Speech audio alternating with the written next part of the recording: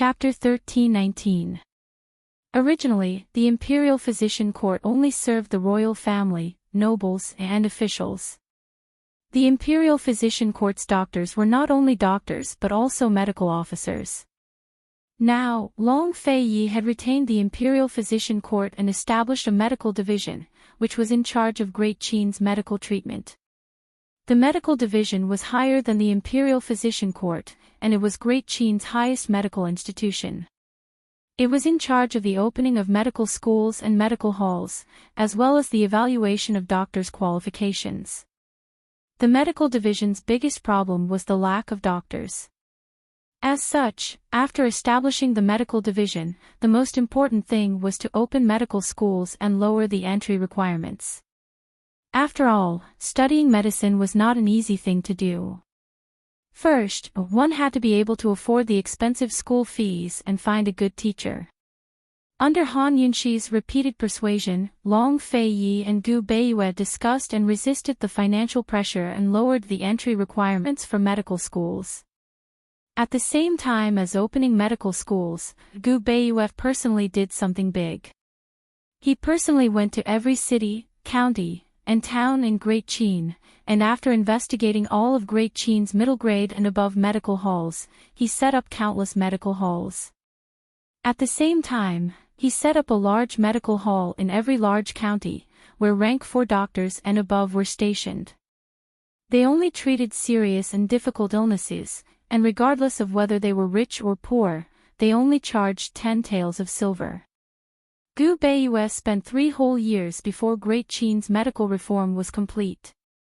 What guaranteed the success of this reform was that the state treasury gave a lot of support, and all rank 3 doctors and above were supported by the imperial court. This idea was naturally given by Han Yunxi, and because of this, Long Fei Yi felt even more financial pressure. Medicine could never be separated from medicine.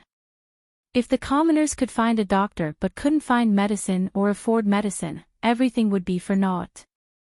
Long Fei Yi and Gu Beiyue started the reform of medicine, while Han Yunxi and Mu Ling started the reform of medicine in Medicine City. Unlike the reform in Medical City, the reform in Medicine City was much easier. After all, the large families in Medicine City had long since been controlled by Han Yunxi, and the king of medicine was one of Han Yunxi's people. Han Yunxi and Mu Ling spent more time on the establishment of the Medicine Supervisory Department. Mu Ling had always thought that the Medicine Supervisory Department's main responsibility was to verify the authenticity of medicine and treatment. However, Han Yunxi said that the Medicine Supervisory Department's main responsibility was to monitor the prices of medicine. Han Yunxi used the Medicine Supervisory Department's ruthless words. With all kinds of subsidies from the imperial court, if anyone dared to set a high price, hoard their goods, or plant precious herbs instead of cheap ones, she definitely wouldn't be polite. Whether it was Han Yunxi using her status as the empress or her power in Medicine City, these words were enough to make anyone tremble. Gu Beiyue left Medical City and set up the Medicine Supervisory Department, then began to run around. Long Fei Yi sat in Yuning, shouldering the financial pressure and the opposition of many ministers. Half a year after the medical reform, Han Yunxi gave birth to a princess for Long Fei Yi in Yuning Palace. The one who delivered the child was 4th young Miss Ren. Gu Beiyue was busy outside and wasn't in Yuning. The various ranks of doctors in Medical City either joined the Medicine Supervisory Department or the Imperial Academy of Medicine, or scattered to different places. 4th young Miss Ren left her family and became an imperial physician in the Imperial Academy of Medicine. It had to be mentioned that on the morning of the princess's birth, there was a magnificent spectacle in Yuning Palace. Tens of thousands of birds gathered in the sky above Yuning Palace and circled around, unwilling to leave for a long time. From a distance, it looked like 100 birds were paying homage to a phoenix. Not only the people in the palace, but all of Yuning's common people also witnessed this spectacle. Even Long Fei Yi was shocked. It wasn't until the cries of a baby came from the delivery room that the flock of birds gradually dispersed. It was the beginning of winter, and the swallows from the north had just reached the center of Cloud Realm, so the majority of the birds were swallows. Even more miraculous was that the majority of the swallows were domestic swallows. It had to be known that domestic swallows had a strange habit. They always moved south at night, like shadows, and no one could see them. They rarely appeared in groups during the day. No one could explain this spectacle, but everyone knew that this was an auspicious omen and that this princess was extraordinary. It was also because of this strangeness that Long Fei Yi simply gave the little princess the Yen character, Xianyuan Yen. Long Fei Yi was happy to have a daughter, and he was even happier than having a son. On the same day, he pardoned the world and exempted everyone from the death penalty. Only the heavens knew how much he liked this little princess, and he even used the country's name as a title and gave her the title of Great Qin Princess. Unlike Rui, who was afraid of Long Fei Yi since he was in his mother's womb, this little princess was very close to Long Fei Yi. Whether she was crying from fear, hunger, or other things, as long as Long Fei Yi hugged her, she would immediately calm down. Sometimes, even Han Yunxi, Granny Zhao, the wet nurses, and the maids couldn't coax her to sleep. Once she was in Long Fei Ye's arms, she would fall asleep sweetly after a few coaxes. Rui didn't mind and was very happy to let his sister have her way. On the other hand, Han Yunxi drank who knew how much hot and sour soup. Han Yunxi's delivery of a daughter confirmed Qin Min's original judgment. Han Yunxi lost the bet, but she lost willingly. In fact, she had already asked Long Fei Yi to give Gu Beiyue several days off, but unfortunately, Gu Beiyue refused and only said that he would rest after he was done. And coincidentally, with the medical reform, Gu Beiyue was busy running around and really didn't have time to take a vacation. Han Yunxi wrote a letter to Qin Min while she was still in confinement, promising that after the medical reform was over, she would find a way to give Gu Beiyue a long vacation and let Gu Beiyue go to Ningzhou to accompany her and Little Shadow. Unfortunately, the medical reform lasted for 3.5 years, and only then did Gu Beiyue have some free time. After Qin Min left Medical City, she never asked about Medical City's affairs, nor did she ask anything about Gu Beiyue.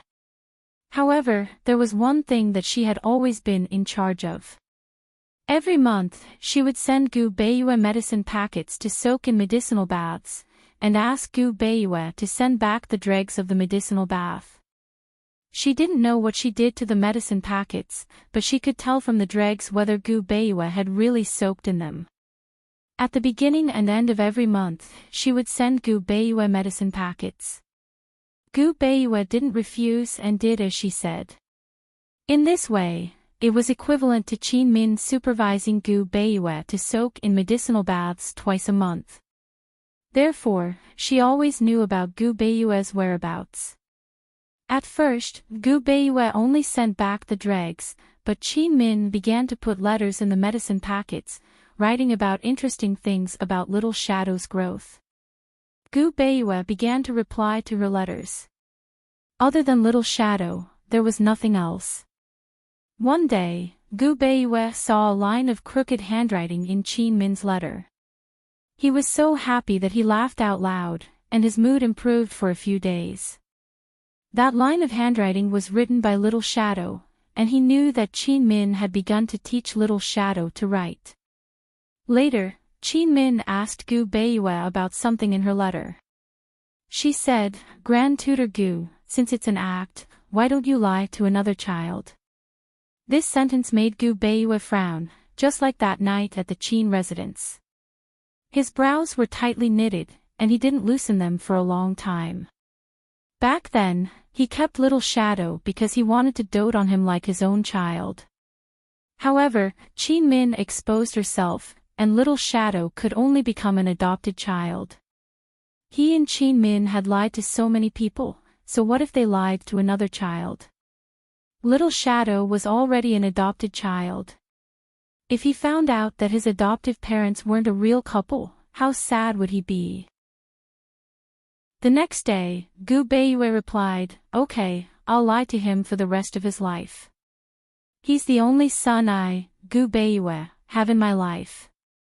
After receiving the reply, Qin Min smiled happily, but her eyes turned red as she smiled. It was so red that Peony was scared. Miss, don't be like this. If you want to cry, just cry. Don't scare this servant. Miss, go ahead and cry. Cry it out. This servant will go out. This servant won't tell anyone. Go ahead and cry. In the end, Qin Min didn't cry. She smiled and said, a mother can't cry casually. I'll go and make food for Little Shadow. After that, Qin Min still put a letter in the medicine package that she sent to Gu Beiyue. She replied to him with an okay. The little princess's 1-month-old birthday party wasn't a big one. Gu Beiyue had been busy in the north with the medical reform and didn't attend. Gu Beiyue didn't return to Yuning, so Qin Min didn't go by herself. Therefore, Qin Min didn't leave Ningzhou for 3 whole years. It was said that time could heal everything. Perhaps, 3 years wasn't long enough. 3 years didn't heal Qin Min's heartstrings that had already been plucked. Or perhaps, she was destined not to be completely healed in this lifetime. Because, even if the love was fake, the status was real. If they were too far apart, it was impossible for them not to have any interactions. There was nothing more helpless than this. Qin Min always wondered why Gu Beiyue was frowning that night at the Qin residence. Could 3 years soothe his furrowed brows that night? Because of this, she developed a habit of looking at the moon in the sky before going to bed at night. No matter who it was, they would see the same moon when they looked up. And to her, the moon was there, and he was there. At the end of summer 3 years later, Qin Min sat on an old tree in the courtyard and looked at the bright moon in the sky. She held the medicine dregs and letter that Gu Beiyue had just sent back and was in a daze. At this moment, a small figure flew across the roof and disappeared in an instant. Very soon, Shi Yubao's voice was heard, quick. Stop, little master. Quickly. Qin Min then regained her senses and looked towards the roof. She only saw a few black figures flying around, but she didn't see the familiar little figure. She smiled and didn't pay much attention to it. Although Little Shadow was Gu Beiyue's adopted son, his talent in martial arts was exceptionally shocking, especially in the area of Qinggong. When Little Shadow was 3 years old, Gu Beiyue had sent people to teach Little Shadow martial arts. Now, Little Shadow was only 5 years old, but he was actually able to shake off a group of guards. What made Qin Min even more astonished was that Little Shadow's character was similar to Gu Beiyue. They were both very gentle, just like a piece of warm jade. However, he liked to smile much more than Gu Beiyue. While the guards were still searching for Qin Min, Little Shadow had already silently landed behind Qin Min. He called out softly, "Mother." Qin Min wasn't frightened because she knew that Little Shadow would hide behind her. When she turned around, she saw Little Shadow standing in the branches and smiling at her. The moonlight shone on his tender and clean little face, illuminating his warm smile. At this moment, Qin Min only felt that Little Shadow was like a piece of white jade, gentle, flawless, clear, and quiet. So like Gu Beiyue. Why? Is Uncle Shi forcing you to practice martial arts again? Don't you already know how to do it? It's already night time, isn't he annoying? Qin Min was unhappy and hated Shi Yubao. Little Shadow sat down and said, "Mother, don't be angry. Uncle Shi is an old man, let him go and I'll just escape." Chapter 13:20. Facing such a warm Little Shadow was like facing Gu Beiyue. However, Qin Min could reject Gu Beiyue, but she would never be able to reject the Little Shadow. She said, "Okay, let's not argue with him." She carried the Little Shadow over and let him sit on her lap, snuggling in her arms. She could never forget the timid and distant look of the little shadow when she first met him. She also could not forget the scene of the little shadow sitting at the gate waiting for her after she returned from Medical City. The wet nurse said that after the child came back from Yuning, he would sit at the gate every night, waiting for her to come back. That day, as soon as she got out of the car, he rushed over and called her godmother. She had never been a mother, but at that moment, she really felt that the little shadow was her biological child and that she was the child's everything to rely on. She said to him, "It's not godmother, it's mother. Call me mother from now on." The 2-year-old little shadow was more or less sensible, and it took him a whole month to correct himself. Occasionally, he would even call her godmother inadvertently. But now, he was 5 years old, and he never called her godmother again. He would always call her mother softly and sweetly. When he was serious, he would even call her mother. Seeing the letter in his mother's hand, the little shadow asked, "Mother, Daddy wrote again." Qin Min answered faintly. The little shadow thought for a moment and asked, "Mother, what does Daddy look like?" The number of times the little shadow had seen Gu Beiyue could be counted on one hand. After he was 2 years old, he basically never saw him again. His memory was blurry, and he only knew that he was not his parents' biological son. Qin Min thought for a long time and pointed to the moon. "He looks like that." The little shadow looked up and couldn't understand for a long time. "What are you looking at?" "The moon," Qin Min said seriously. The little shadow was dumbfounded. "The moon? Is the moon beautiful?" Qin Min asked. "It's beautiful," the little shadow answered without hesitation. "Your father is as beautiful as the moon," Qin Min said and laughed. As the mother and son chatted, Shi Yubo came over. "Madam, young master should sleep. I still have to wake up early tomorrow morning to practice." After Gu Beiyue left, he warned Shi Yubo once. Now, when Shi Yubo saw Qin Min, it was the same as when he saw Gu Beiyue. He was always respectful and did not dare to be presumptuous. Don't all the shadows know how to do it? Even with all of you working together, you still couldn't catch him. In my opinion, you should dismiss all of your people.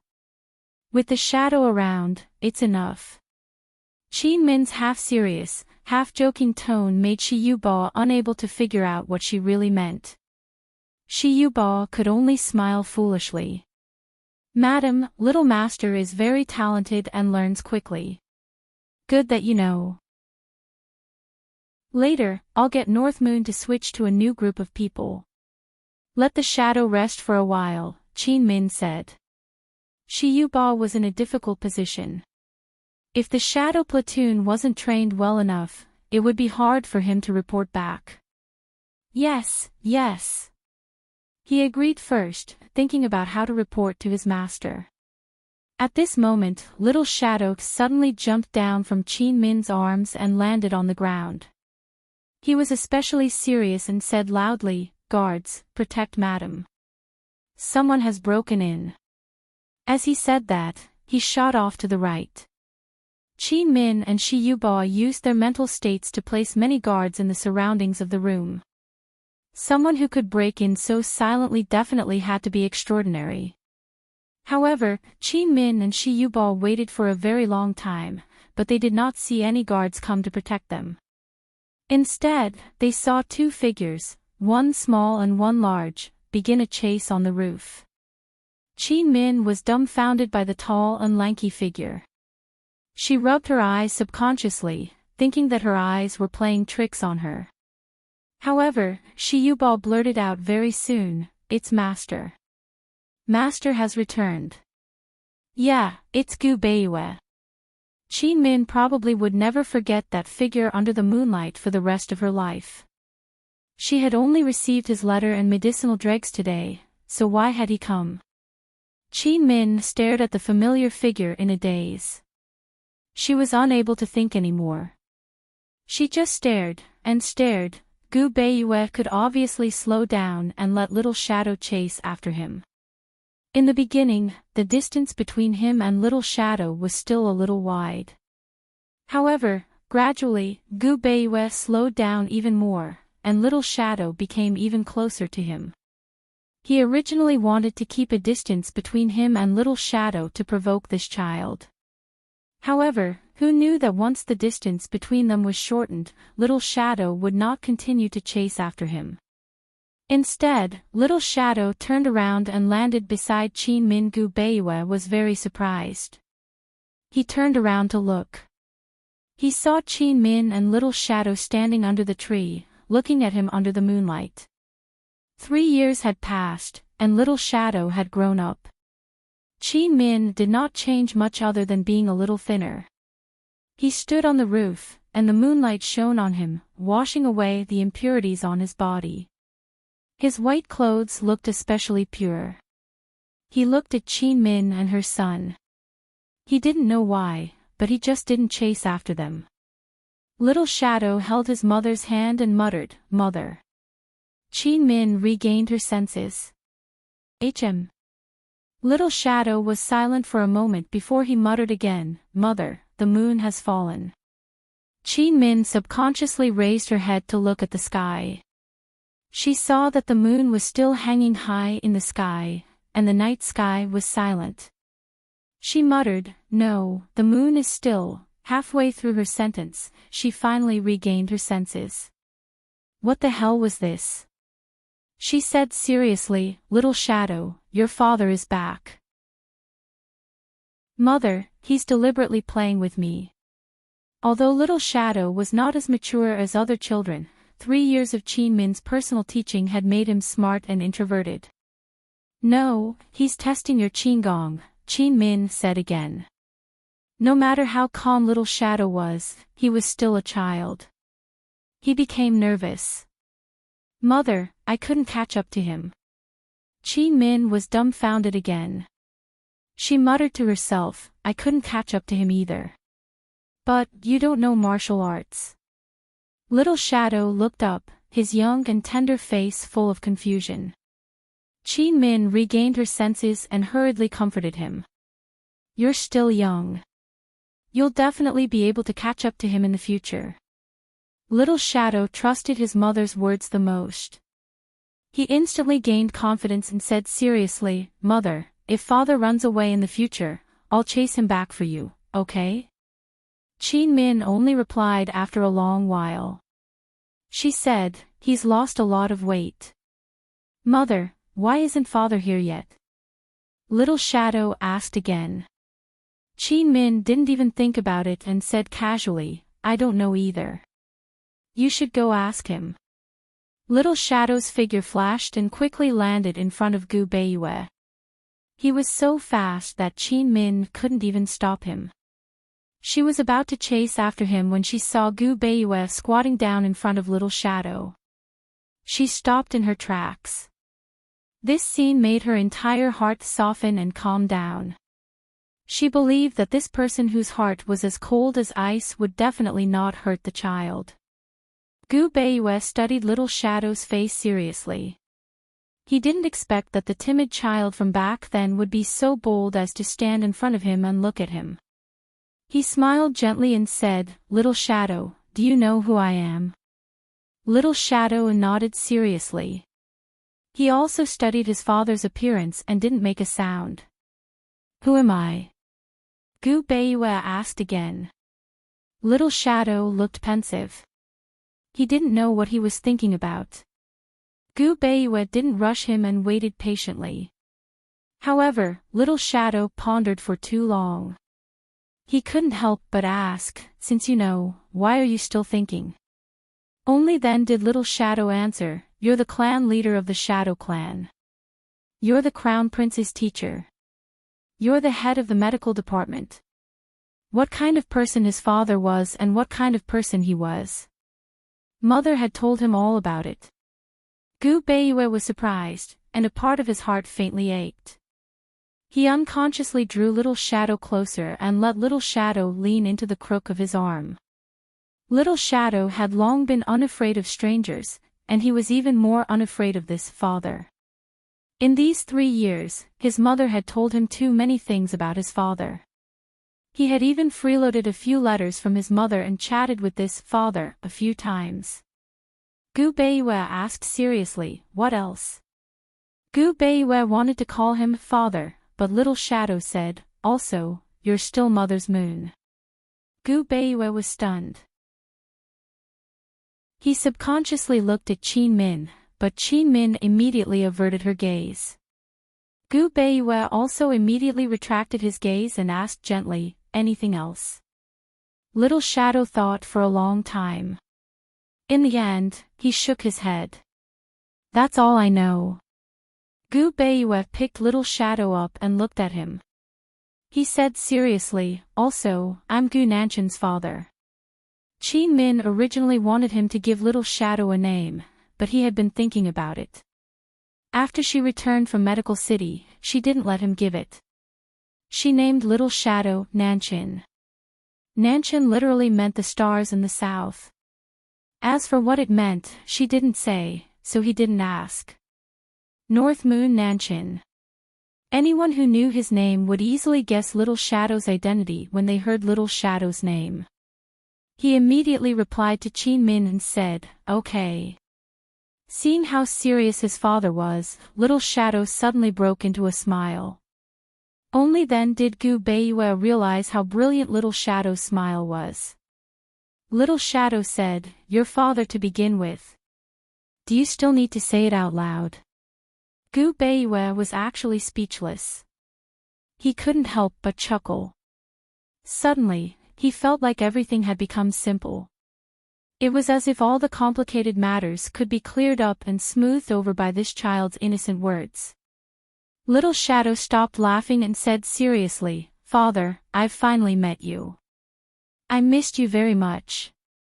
Gu Beiwe's heart was filled with guilt. Even though they'd exchanged letters, he owed the child too much over the past 3 busy years. Whether he was his biological father or not, he was still the child's father. He hugged Little Shadow tightly and said gently, Father missed you too. Did Father miss Mother? Little Shadow asked again. Gu Beiwe paused, but he answered very soon, I missed her too. Father, why haven't you come down yet? Mother has already waited for you for so long. You can't make her wait. Her legs will get sore.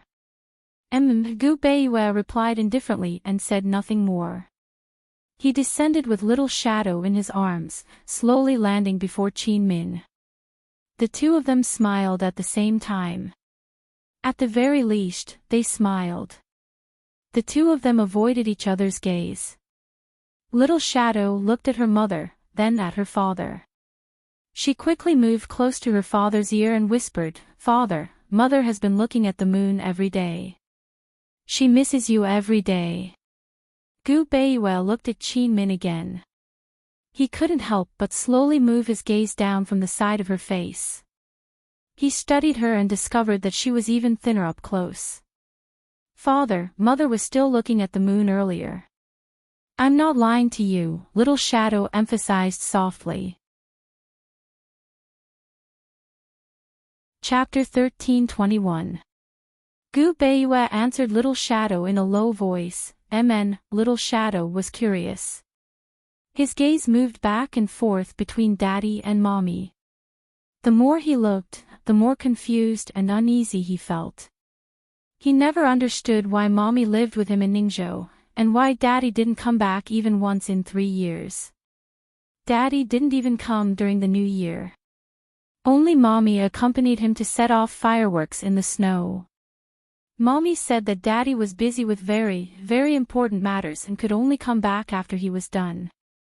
However, he still couldn't figure it out. The Emperor must be much busier than Daddy. He heard from Auntie Xiaoyao that the Emperor had even brought the Empress, the Crown Prince, and the little Princess south to spend the winter in Jiangnan's plum garden. He always suspected that Daddy and Mommy had quarreled. Looking at it now, he was even more suspicious. Little Shadow thought for a moment, then hurriedly moved closer to Daddy's ear and said seriously, "Daddy, don't quarrel with Mommy. Mommy is a woman, let her win." Gu Beiyue finally realized that Little Shadow had discovered that something was wrong between him and Qin Min. He hurriedly said, "Wife, it's been 3 years since we last met. You and the child have suffered."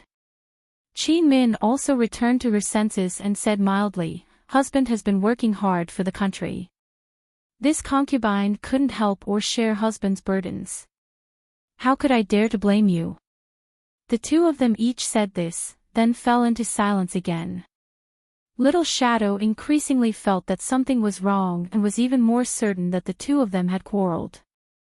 He looked at the two of them and thought for a long time, then moved closer to Daddy's ear and said, "Daddy, hug Mommy. It'll be fine if you hug her." When he occasionally threw a tantrum, Mommy only needed to hug him.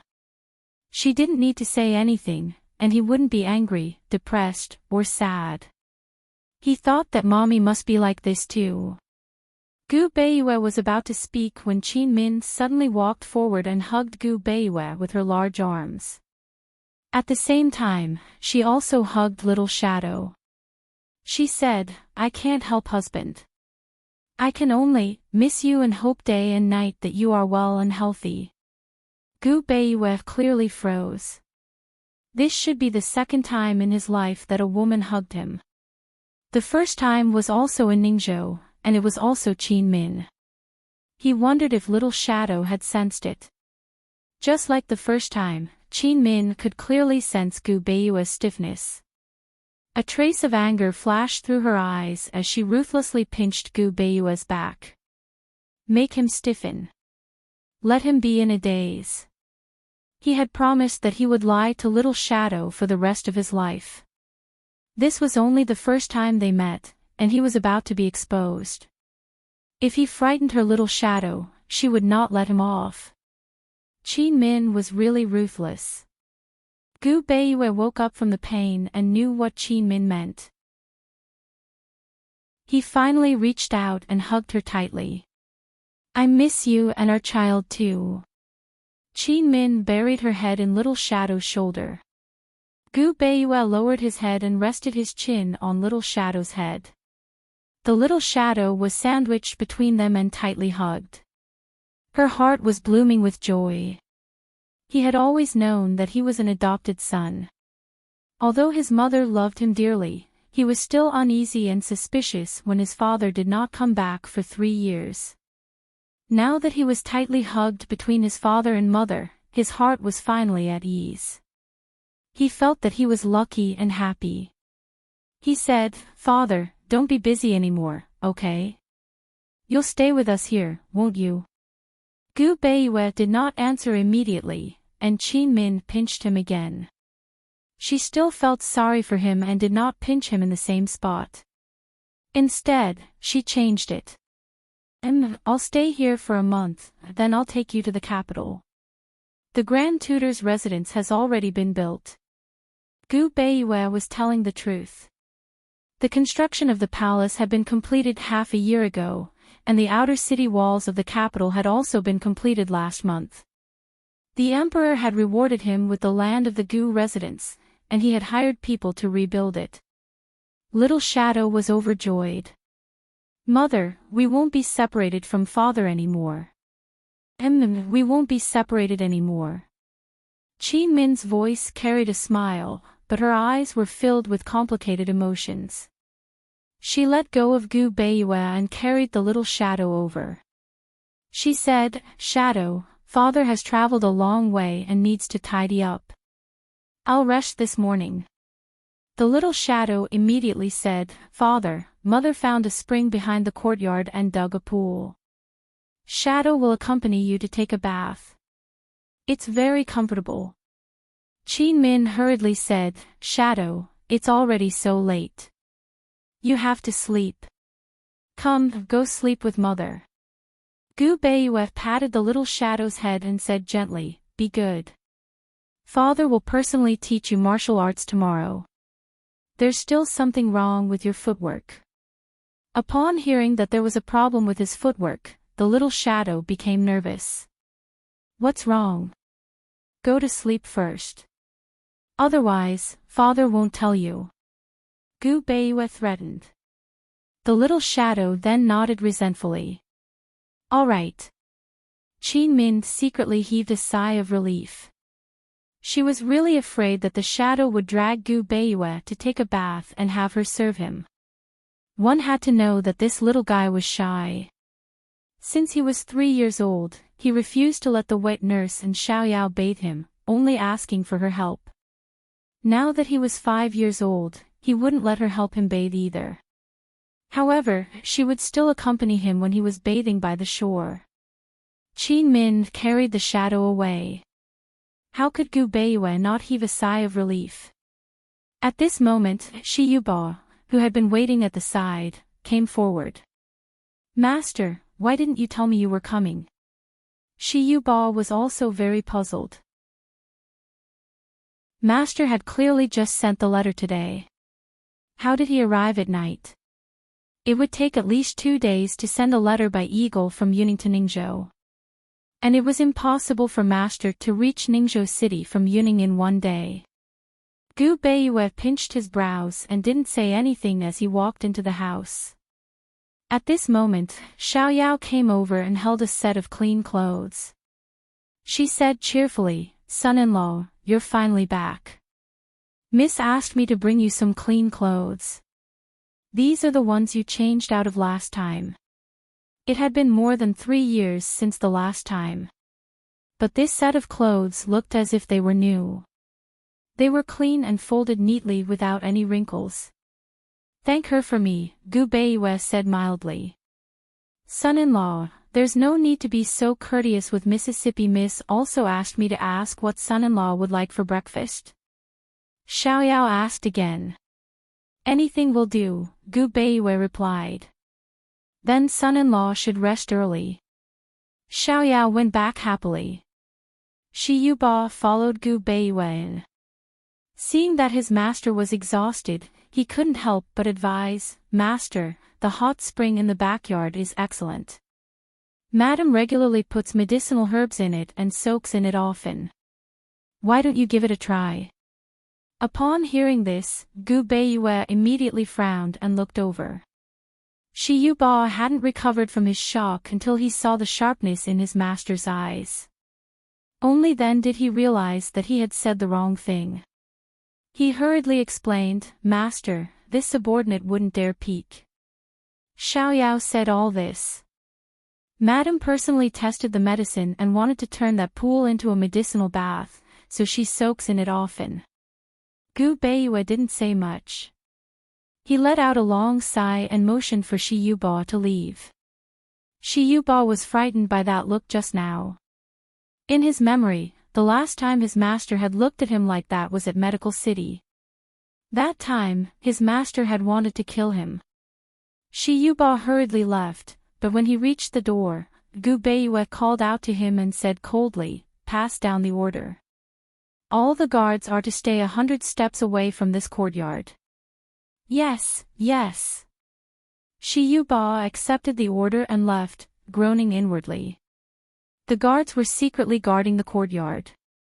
If they had to stay 100 steps away and ensure the courtyard's safety, they would have to clear out the surrounding neighbors. They couldn't let Madam know about this either. It was really difficult. Gu Beiyue sat alone with his head propped up. He was extremely quiet, and no one knew what he was thinking about. After a long time, a knock on the door broke the silence.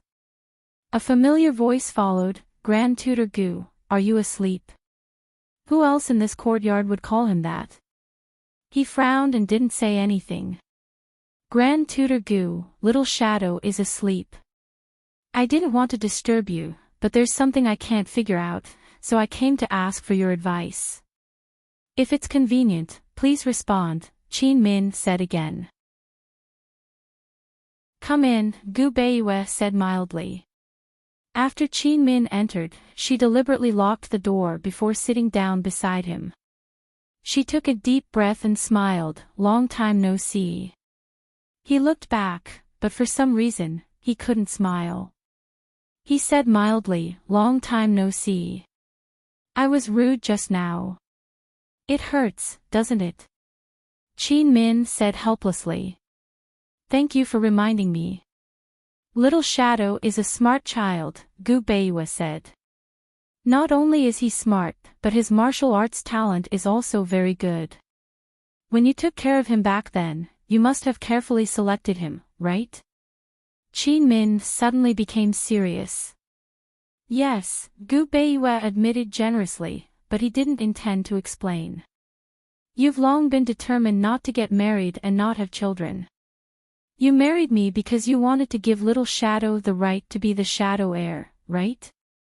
Chin Min asked again. This was the enlightenment she had gained from Little Shadow in these 3 years. She had wanted to ask him for a long time, and she wanted to ask him face to face. Gu Beiwa didn't say anything. Chin Min deliberately stood up and walked in front of him. She looked into his eyes and asked seriously, "Gu Beiwa, you have someone you like, right?" Gu Beiwa avoided her gaze, but Chin Min stubbornly chased after him and stared at him intently. Gu Beiwa lowered his head, and Chin Min squatted in front of him. Gu Beiwa closed his eyes, and Chin Min stood up. She stood there quietly for a long time, and finally sat back down. There was no need for words. Gu Beiwa silently agreed. For a long time, Gu Beiwa didn't make a sound. Chin Min said faintly, "Sorry, I was rude. This is your business. I shouldn't have said anything." When he married her, they had agreed that they would only be husband and wife in name. He didn't force her, and he didn't lie to her. He liked someone, so what was wrong with that? What did it have to do with her? But why did her heart hurt so much? So much so that she lost her usual rationality. The two of them just sat there like that. After some time, Gu Beiwa said, "Eldest Miss Chin, have you figured out the things that you couldn't figure out?" Chin Min then remembered the purpose of her trip. She said, "I haven't figured it out yet. Grand Tutor Gu, may I ask, what's with the letter and medicine dregs sent from Yuning tonight? Don't tell me that your Qigong has improved again in these 3 years, and you can travel 1,000 miles in a day. He just sent the letter from Yuning yesterday, and he was here today. He arrived almost at the same time as the letter." It was obvious that he didn't send the letter and medicine dregs himself, but someone else sent it on his behalf. The letter was fine, but how could the medicine dregs be sent on his behalf? How could it be? Gu Beiwa sat in the room for so long, thinking about this problem.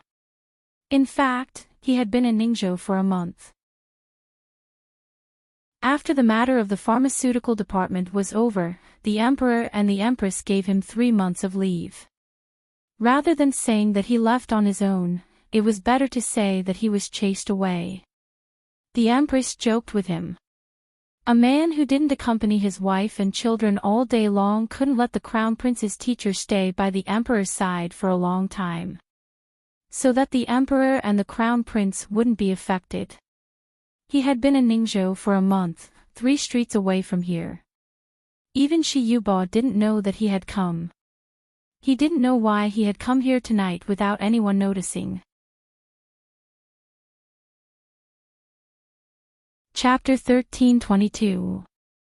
Gu Beiwa was as silent as usual, but Chin Min didn't intend to remain silent this time. When she saw Gu Beiwa return, she was stunned. However, after coaxing Little Shadow to sleep, she immediately realized that something was wrong and came to find him. She had supervised him taking medicinal baths for 3 whole years. If these 3 years were all perfunctory and deceptive, she didn't know what to do. Gu Beiwa. Chin Min said loudly, "I can't figure it out. Answer my question." For the past 3 years, Gu Beiwa had been taking medicinal baths with the herbs that Chin Min gave him. However, after he secretly arrived in Ningzhou, he sent the dregs and letters to Yuning in order to not expose his whereabouts. Then, he sent someone from Yuning to deliver them to Qin Min. In this way, it wouldn't take more than 2 or 3 days to send a letter back and forth. He didn't plan to come tonight, and he didn't expect Little Shadow to be so sensitive. As soon as he saw the letter, he immediately regretted it. He sat here, waiting for her to come while thinking about how to answer her question. However, after thinking about it, he only had 2 options. One was to tell the truth, and the other was to admit that he didn't take the medicinal bath and was just being perfunctory. He didn't hesitate because he didn't want to choose either option. He had no choice. Gu Beiyue, you lied to me. Qin Min's voice was choked with sobs. For 3 years, the only connection between them and her only hope for him was actually a lie and perfunctory. She didn't even hope that he would come back and see Little Shadow. She only hoped that he would be able to recuperate. His illness wasn't a small matter, it was a big matter. Gu Beiyue lowered his head and remained silent. Qin Min suddenly pulled his hand. Gu Beiyue subconsciously wanted to dodge, but Qin Min said, "Don't forget what I said when I left Medical City." He didn't dodge, but he used all his strength. She grabbed his wrist and wanted to take his pulse, but she couldn't. The 2 of them were in a deadlock. Qin Min quickly let go of him. "I'll tell His Majesty and Her Majesty now." She got up and was about to leave when Gu Beiyue finally looked up. Qin Min. Qin Min stopped in her tracks, but she did not turn around. Instead, her back was facing him. Gu Beiyue furrowed his brows tightly and said, "Qin Min, you have no right to question my private affairs." Back then, they had already agreed. "Also, as I said last time, if you want to leave, just write me a letter of divorce. You don't have to tell me more about your affairs." Qin Min was stunned. She suddenly realized that a woman's intuition was very accurate. For the past 3 years, year after year, the more time passed, the more afraid she was of his return, the more afraid she was of his appearance. She would rather he never appear. Every month, he would reply to her 2 letters. She did not want him to stand in front of her and talk about everything. However, when he appeared, she still asked him that question without hesitation, the question about having someone in her heart. She knew better than anyone else that once this question was asked, they wouldn't even be able to pretend to be polite. She still asked, stubbornly and resolutely. Qin Min took a deep breath before turning around. Her eyes were frighteningly red, but she still smiled faintly. "Grand Tutor Gu, I've been rude again. No matter what, I still hope you can take care of yourself." She paused for a moment, then continued, "The pool behind the house was dug 2 years ago. I tried your prescription for 2 years, and it was only a few days ago that I came up with the best prescription. That prescription is on the table over there. According to that prescription, put 10 pieces of medicine into the pool and change them once a month. You can soak in the medicinal bath every day for 2 hours." She continued to smile faintly. Her smile contained 3 parts pain, 3 parts helplessness, and 3 parts self-deprecation. The remaining part was a realization that she would never lose. She curtsied and walked to the study table to grind the ink. Gu Beiyue had not been here for a long time, so the ink had long dried up. She lowered her eyes and slowly ground the ink. She was not in a hurry, neither too fast nor too slow, just like how she usually lived by herself leisurely. Those who didn't know would definitely think that she was grinding the ink and preparing to write a calligraphy piece or paint a landscape painting. It was as if it wasn't the middle of the night, but the afternoon. Time was peaceful. But what was she trying to do? Gu Beiyue looked at her quietly, and his brows unconsciously furrowed again. He couldn't guess what she was trying to do. Didn't she just say that the prescription was already on the table? She shouldn't be writing the prescription. No matter how slow time passed, it would be over eventually. No matter how slow her movements were, she would still be able to grind ink out from the dry inkstone. She spread out the white paper and dipped the brush into the ink. Her hands were steady and strong. Every stroke of the brush was calm, steady, and firm. Divorce.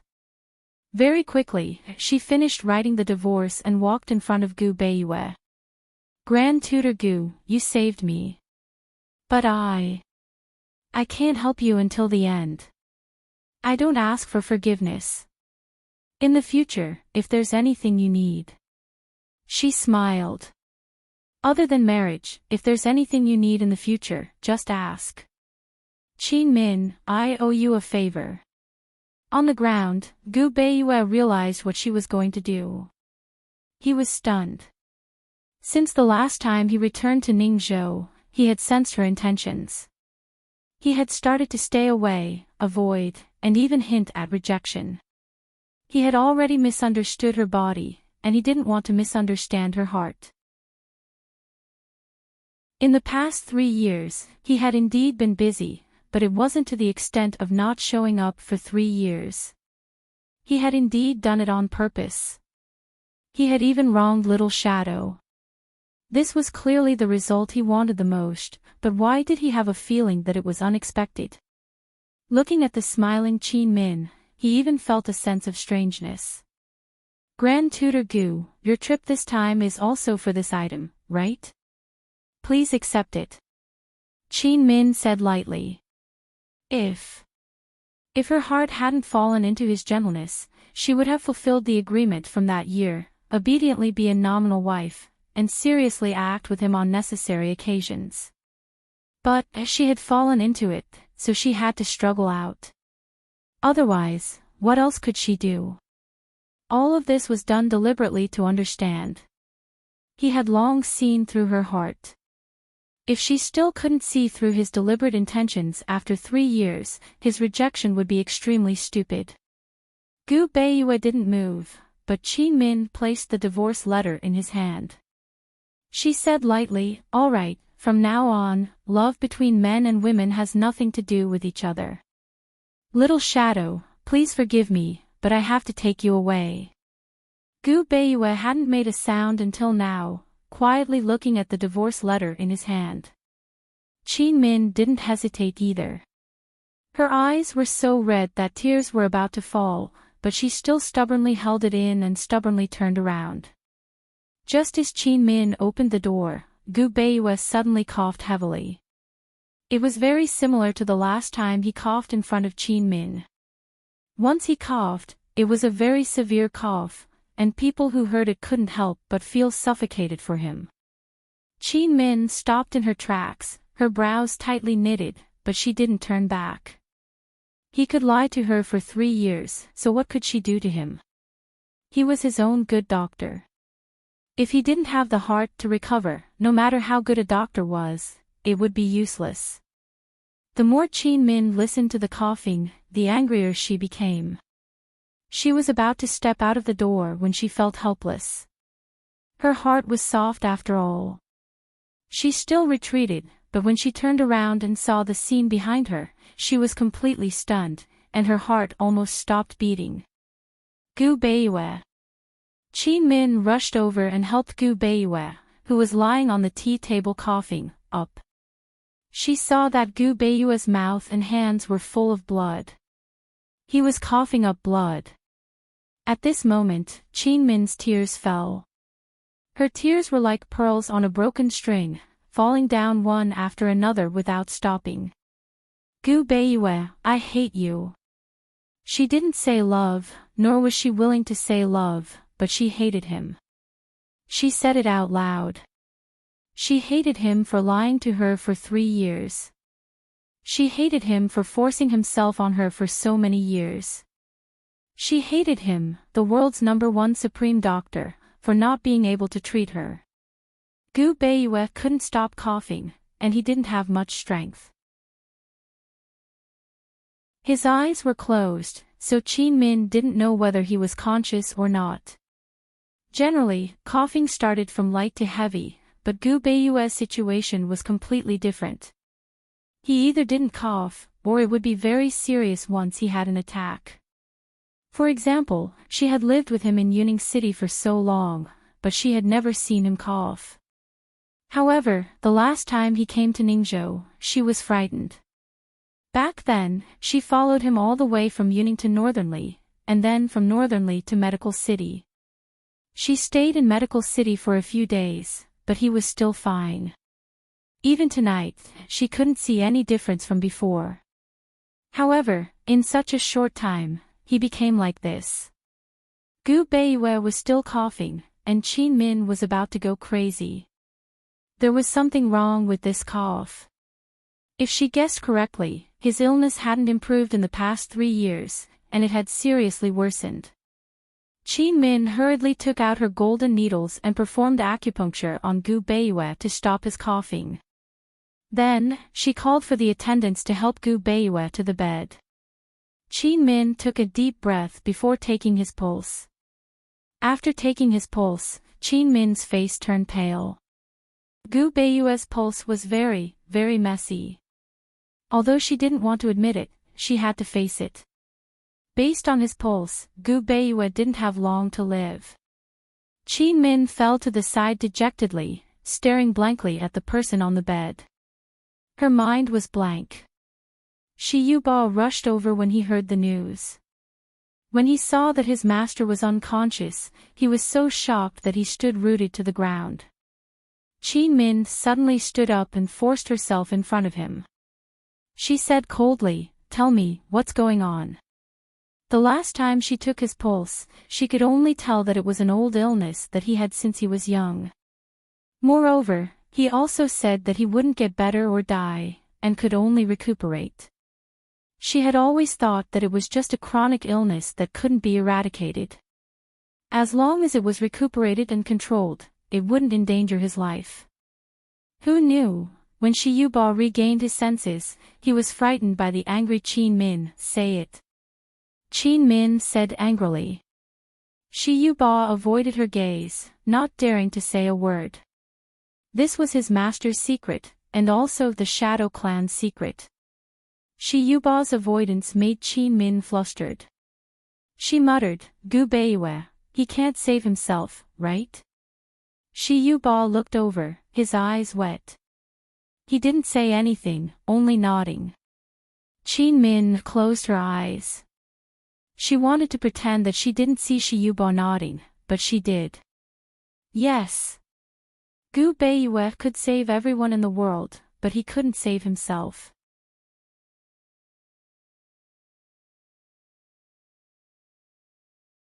This threat was very effective against him.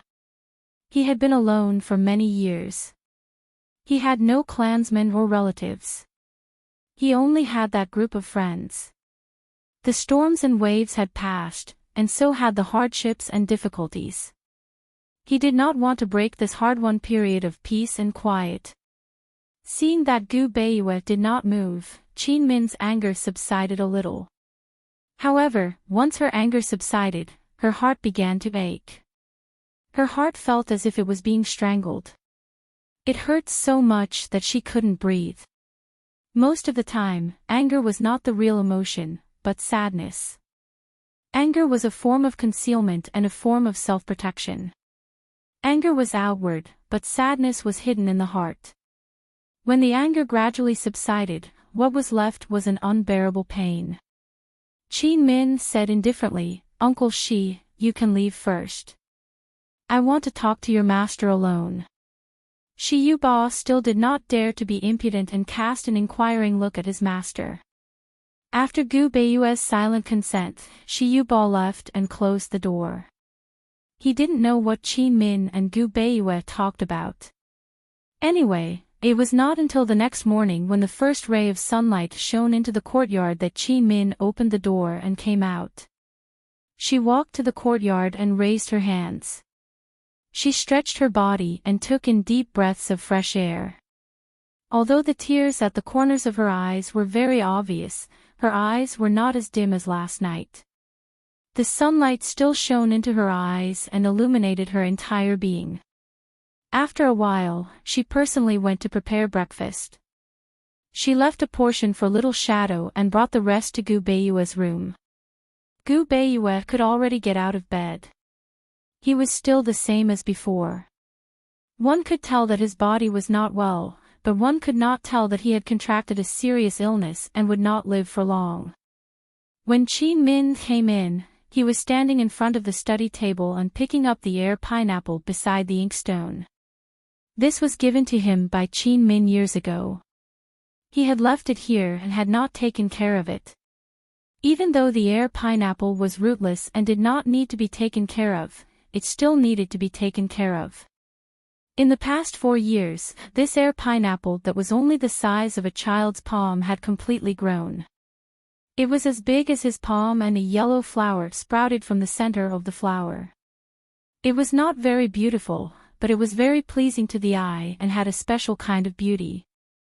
Moreover, 2 small buds sprouted from the bottom of the flower as if it had given birth to 2 babies. In the past 4 years, it must have been Qin Min who had been protecting it. Otherwise, no matter how tenacious the flower was, it would still wither. Qin Min walked over with breakfast and said with a smile, "Be careful, don't drop the buds at the side. The 2 buds will fall off on their own in a few days and can survive on their own. Come and eat. From today onwards, I'll take care of your 3 meals. However, you have to show some appreciation for the food expenses." "Okay." Gu Beiyue carefully put down the air pineapple and walked over to take a look. The breakfast that he had prepared for Qin Min had unexpectedly arrived. Qin Min spread a beige napkin on the table, and the bowls and plates were light pink. The tableware was so exquisite that there was even a chopstick holder. She cooked a small pot of white rice porridge and seemed to have added some millet. There were specks of yellow in the porridge. She also made 4 side dishes, fish, eggs, and 2 vegetables. On a summer morning, such a light but not vegetarian breakfast coupled with elegant tableware was enough to whet one's appetite. At the very least, Gu Beiyue had not calmed down and had a slow breakfast for a long time. He usually finished his meal with a cup of water and a steamed bun. The 2 of them sat down. Gu Beiyue was still frowning slightly. Qin Min said seriously, "Grand Tutor Gu, if you keep this face of yours, our agreement will be voided." Last night, she knew the secret of the Shadow Clan and the truth of his illness. The Shadow Clan had been passed down from generation to generation. Only his grandfather was an exception, but he only lived to his early 40s. His father only lived to the age of 25. His ancestors had a strange illness that was passed down from generation to generation. Almost no one was spared. They could only use medicinal baths to nourish their bodies and delay time as much as possible. In the end, the coughing would not stop, and the person would be coughed to death. He had always suspected that his father was not coughed to death, but that his grandfather had personally taken his life to avoid the final pain. Last night, Qin Min was very insistent. She said, "I'll leave when you recover." Only then did he tell her the truth. He said, "You can't wait for me to recover. You have nothing to do with illness or life and death. You just have to leave." At that moment, she cried. Looking at him, she cried. She said, "Gu Beiyue, can I cling to you? I won't cling to you for too long, just 5 years. If you really can't recover, I'll leave. If you recover, I'll leave too." He refused. "No."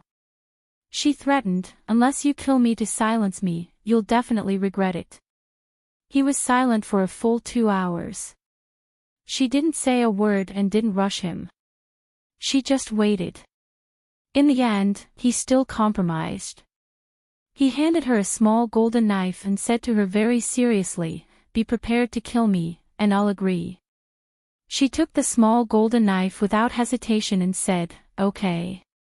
Gu Beiyue, from now on, you are my patient. Your life and death are related to me."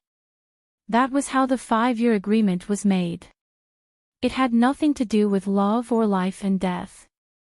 Qin Min convinced herself. Seeing that Gu Beiyue still wasn't eating, she personally handed it to him. Grand Tutor Gu, mental treatment is better than medicinal treatment. You should understand. Be happy. I'm not really pestering you, so what are you worried about? Come to me on time for 3 meals a day and take a medicinal bath for 2 hours in the morning. The rest of the time is yours. Also, you can call me Dr. Qin in the future. Looking at Qin Min's smiling face, Gu Beiyue's lips finally curled into a faint smile. He picked up his chopsticks. After taking a sip of the porridge, his calm expression changed to surprise and surprise. He never expected Qin Min's culinary skills to be so good that even the porridge was so fragrant. Try the side dishes and see if they're to your taste, Qin Min said. Gu Beiyue still gave her face and tasted all the dishes. Dr. Qin's culinary skills are excellent. I'll have a good meal in the future. Qin Min smiled. Then eat more. Gu Beiyue thought that she would say something else, but Qin Min didn't say much and only ate quietly. After the meal, Qin Min went to the medicinal bath. Gu Beiyue went to look for Little Shadow. Little Shadow was 5 years old and was about to mature. He had to personally teach Little Shadow martial arts. Perhaps it was because of Qin Min's daily teachings, or maybe it was because of the 2 letters they exchanged every month, but Little Shadow didn't feel unfamiliar with his father even though he hadn't seen him for 3 years. In addition, Gu Beiyue was gentle and patient. After a few days, the 2 of them were as close as father and son. The days passed like this. Gu Beiyue spent all his time with Little Shadow other than eating with Qin Min and taking a medicinal bath for 2 hours in the morning. As for Qin Min, other than personally cooking and helping Gu Beiyue with food therapy, she spent the rest of her time on medicinal baths and acupuncture. She asked about Gu Beiyue's condition, including the development of his illness since he was young. She hoped to find a way to combine medicinal baths and acupuncture. She used the meal time to discuss with Gu Beiyue and never delayed his other time. As for Gu Beiyue taking medicinal baths for the past 3 years, Gu Beiyue didn't mention it again, so Qin Min misunderstood. At the beginning of autumn, several pieces of good news came from the north. Jin Zi conquered the last stone city of Winter Crow Country and took over the entire country. He stationed his troops at the border fortress and planned to spend the winter in Winter Crow Country with Mu Linger before triumphantly returning to the south. The only regret was that Jin Zi didn't catch the biggest slave trader in Winter Crow Country, Lu Zheng. Lu Zheng and his gang all ran away to the mysterious continent. It must be mentioned that last winter, Mu Linger gave birth to a daughter for Jin Zi. Jin Zi very willfully named his daughter Jin Ling, using the Jin in his name and the Ling in Mu Linger's name. In Han Yunxi's words, he's afraid that the world doesn't know that Mu Linger gave birth to the baby for him. Therefore, Mu Linger was promoted to Big Linger, and little Jin Ling was called Little Linger. Another piece of good news was that the construction of the imperial capital was completed. The ministers in the imperial court recommended many fortune-tellers, hoping to divine an auspicious day for the emperor and empress to officially move into the imperial palace in the imperial capital. However, Long Fei Yi picked a day himself, which was the Mid-Autumn Festival. There was still more than half a month to the Mid-Autumn Festival. On this day, Gu Beiyue finished his breakfast and said to Qin Min, "Pack up. Tomorrow, we'll go north and return to the imperial capital. Mo has something to say." A new peripheral gift was made. It's very beautiful. Follow Mo's WeChat account and you can participate in the gift. The event will start tomorrow. Search Mo's WeChat account, Gmomo 2015, or GMO, to follow.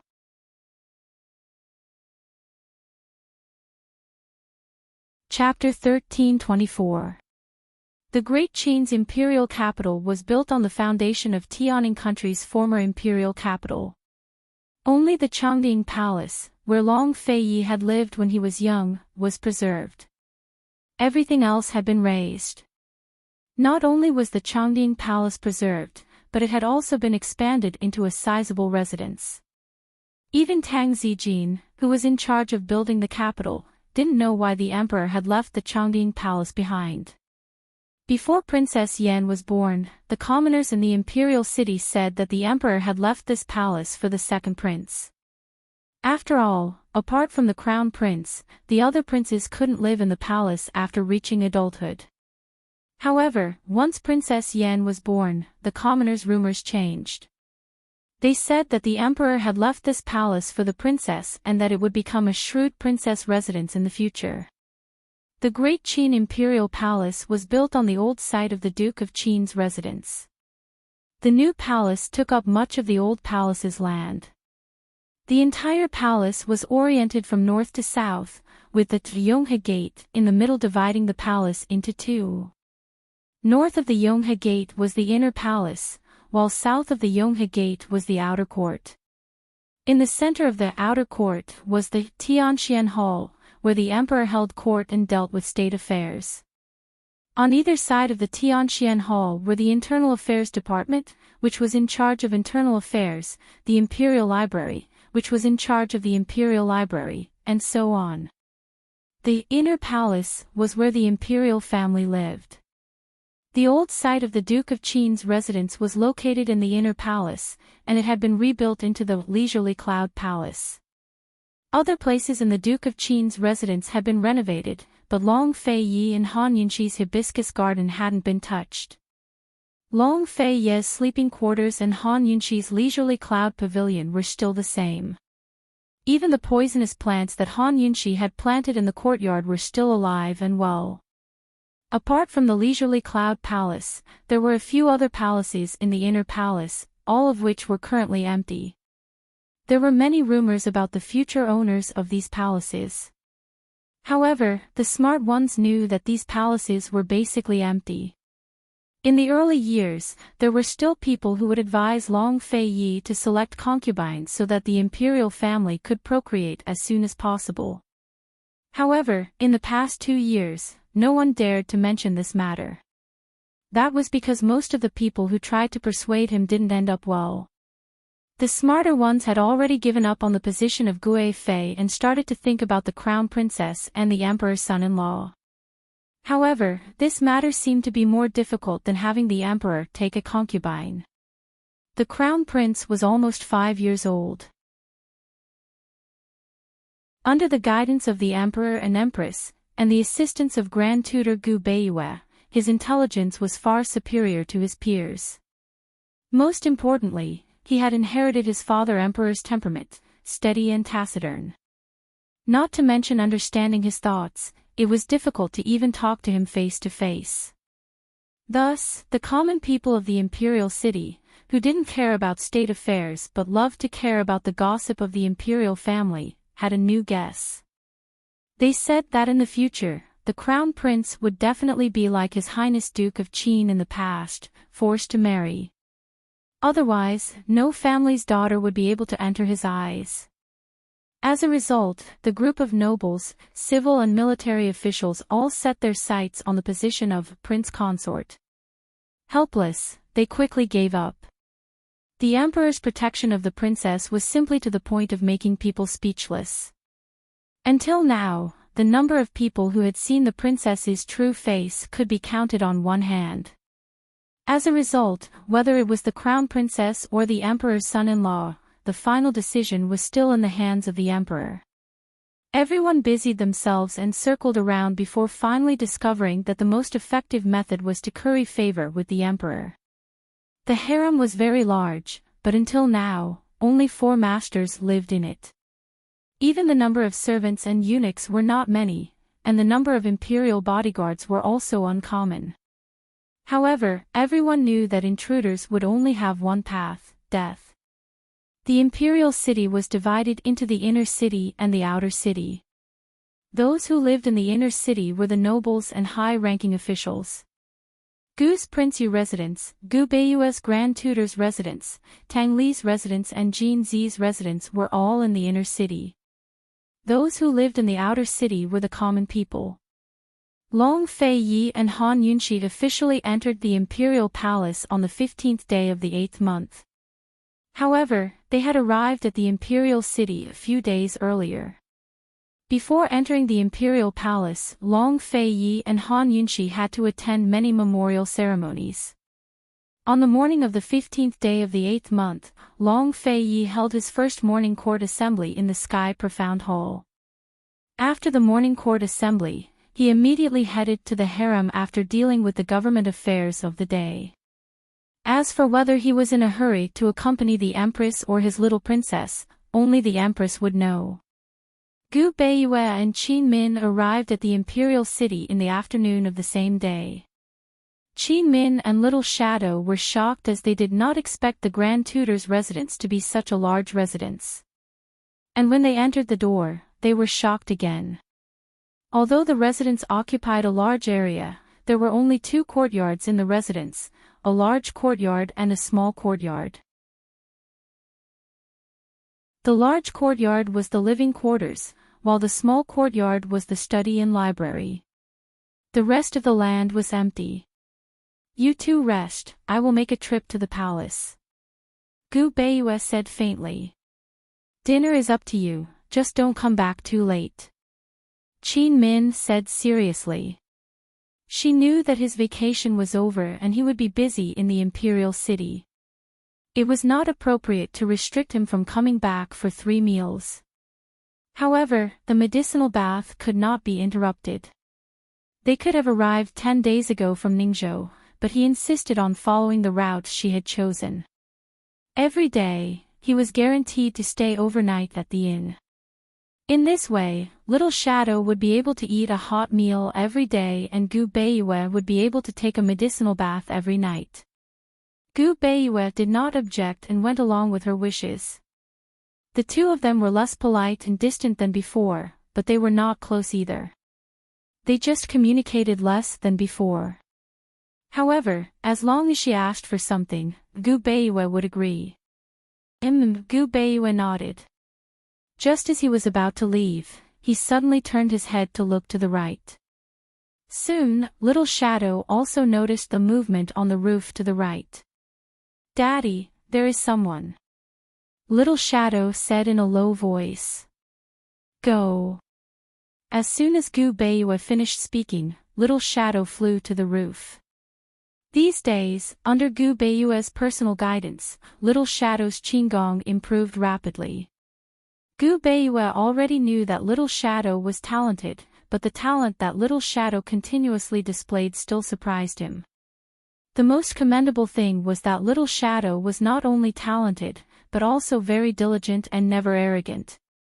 Little Shadow chased after Little Shadow, and the guards who were hiding in the surroundings also followed from all directions. Gu Beiyue stood beside Qin Min and did not move. Seeing Little Shadow's figure disappear into the other side of the roof, Qin Min was worried. Will it be dangerous? Don't worry. Gu Beiyue said seriously. In the residence, and at this distance, no matter who came, he could still guarantee Little Shadow's safety. Although Little Shadow had been practicing martial arts since he was young, he was 5 years old and had not yet competed with others. He did not understand the sinister nature of people's hearts. Gu Beiyue had already decided to send Little Shadow into the Jianghu next year, and let him experience the world on his own. Soon, a guard returned and reported in a low voice, Master, His Highness the Crown Prince is here. Whether it was the title of His Highness the Crown Prince or the identity of Long Fei Ye's son, it was enough to make people nervous. That child was too honorable. Qin Min was nervous, not for herself, but for Little Shadow. She was afraid that Little Shadow would trouble the Crown Prince. Suddenly, Little Shadow's figure appeared on the roof again and flew up.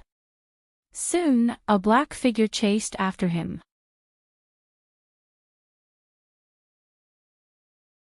People could not help but want to look through time, through the years, to see him after he grew up. How deep those eyes would be, how enchanting. Xianyuan Rui flew to the roof, and landed in front of Gu Beiyue. He respectfully bowed to him, Tai Fu.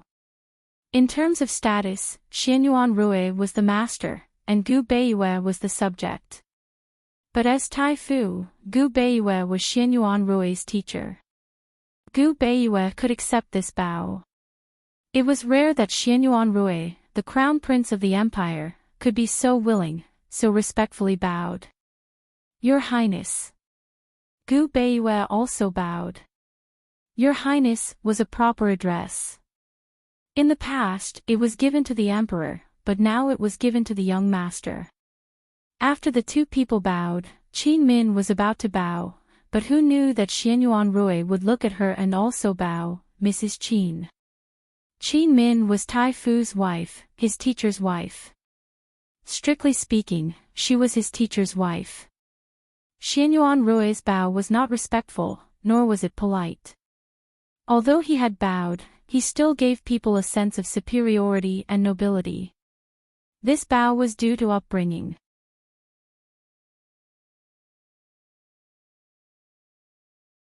Chapter 1325. Qin Min hurriedly returned the greeting. She didn't know if it was because of his status as the crown prince, but she couldn't treat this child who wasn't even 5 years old as a child. She didn't know if it was because there were too many people or because Rui had grown up. When he was young, he liked to be close to Gu Beiyue. Now, he wasn't clingy. He said, Grand Tutor, Imperial Father and Imperial Mother know that you're back and will host a banquet in the palace tonight to welcome you. Please thank His Majesty and Her Majesty on my behalf, Gu Beiyue said seriously. Rui hesitated, his gaze drifting to the little shadow at the side. He asked, Grand Tutor, can I borrow that doll? That doll. He was clearly smaller than the little shadow. What did he want to do? Qin Min was nervous again. The little shadow seemed to have heard the crown prince talking about him. He flew down with a confused expression. What does your highness want the shadow for? Gu Beiyue asked. Practice with me. If he runs, I'll chase. If I run, he can chase. Rui said seriously. Qin Min's heart finally settled. At the same time, she noticed that the crown prince seemed polite to Gu Beiyue, but was actually very close. Otherwise, he wouldn't have used such a tone of discussion. Gu Beiyue seemed polite to the crown prince, but was actually very close. He must have treated the crown prince as both a young master and a child. He didn't order the shadow forcefully, but asked gently, Shadow, do you want to practice with His Highness? The shadow grinned. Yes. Your Highness, the shadow's qigong is good, but his martial arts aren't. Before Gu Beiyue could finish, Rui interrupted, Don't worry, I won't hurt him. The little shadow smiled happily. Seeing the crown prince turn and leave, he hurriedly pulled his father down and whispered in his ear, Father, don't worry. I was going easy on His Highness just now. I can run faster. If I want to protect His Highness in the future, I have to make sure His Highness can't catch me. Gu Beiyue was a little surprised, but still rubbed his little head and said gently, Go. It was only after the two children had walked far away that Qin Min spoke. Grand Tutor Gu, a few days ago, Shadow asked me what the Shadow clan's protection meant. I thought you had already told him. Everyone knew that the Shadow clan's protection was to use their lives to protect their master. She had always thought that Gu Beiyue would tell Little Shadow everything before he started teaching Little Shadow Kung Fu.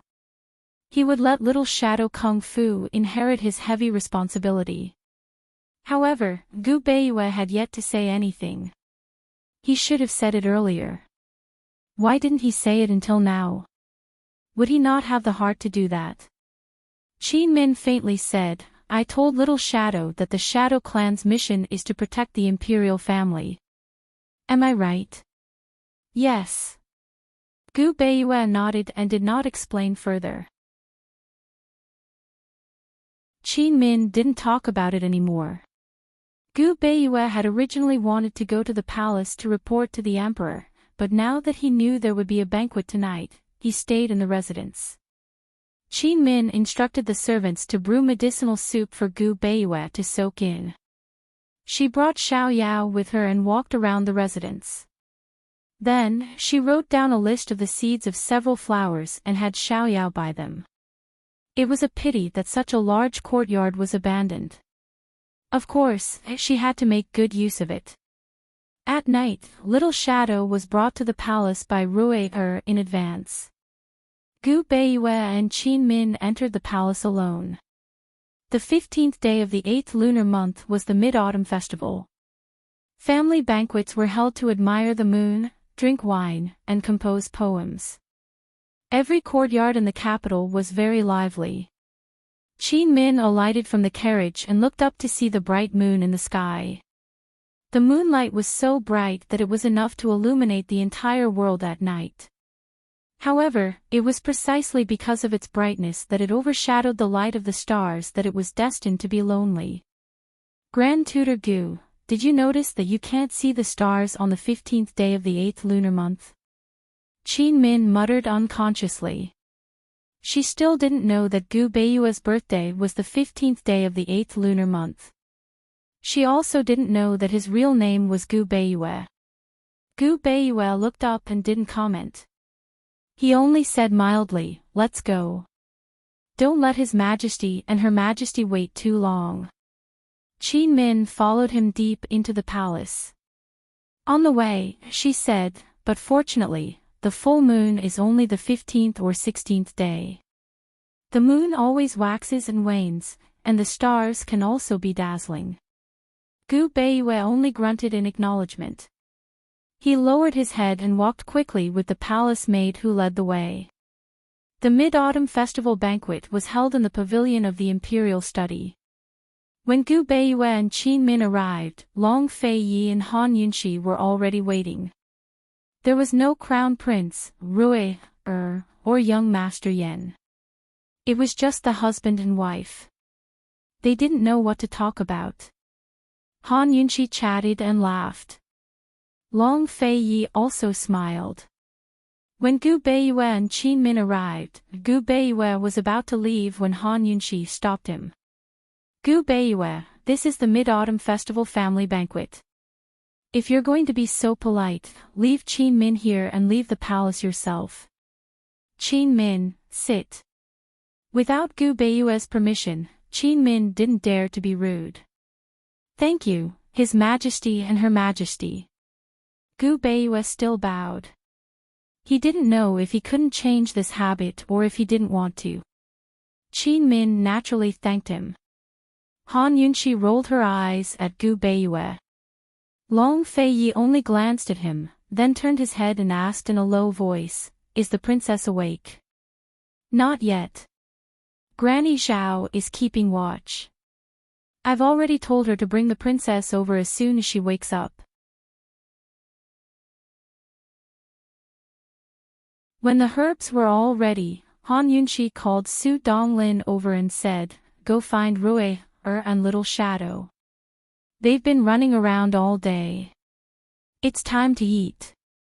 Before Rui and Little Shadow arrived, the little princess arrived first. She walked over carefully with a doll in her arms. The doll was wrapped tightly in a purple fox fur robe and even had a hood over it. She couldn't even tell if the doll was a boy or a girl, let alone its face. Han Yunxi lowered her head and didn't even bother to look at it. Gu Beiyue and Qin Min were both curious. They looked on in astonishment. It was only mid-autumn. She didn't have to be wrapped up like this, right? Granny Zhao placed the little one in the emperor's arms and retreated with a smile. Long Fei Yi hugged his daughter and smiled. "Yan, Grand Tutor and Madam Qin are here. Take a look." The little one didn't move and didn't make a sound. Long Fei Ye's lips curled into a smile and scratched the little one's armpit. Unexpectedly, the little one still didn't move. Long Fei Yi was shocked. Long Fei Yi pulled down the fox fur hood and saw that the little princess's eyes were tightly shut, as if she had lost consciousness. Yen, Long Fei Yi was shocked and panicked for a moment. Gu Beiyue and Qin Min stood up almost at the same time and rushed over. However, Qin Min quickly moved aside. Gu Beiyue hurriedly took the little princess's pulse. However, once he felt it, Gu Beiyue frowned. What's going on? Long Fei Yi was so anxious that his face turned pale. He didn't notice that Han Yunxi was sitting at the side and drinking soup leisurely. Her pulse is normal. How can this be? Gu Beiyue couldn't explain it for a moment. He felt the little princess's pulse and seriously pondered. Unexpectedly, the little princess suddenly opened her mouth and asked in a serious tone, "Dr. Gu, you can tell from my pulse. Am I suffocating to death?" The little princess learned to speak early.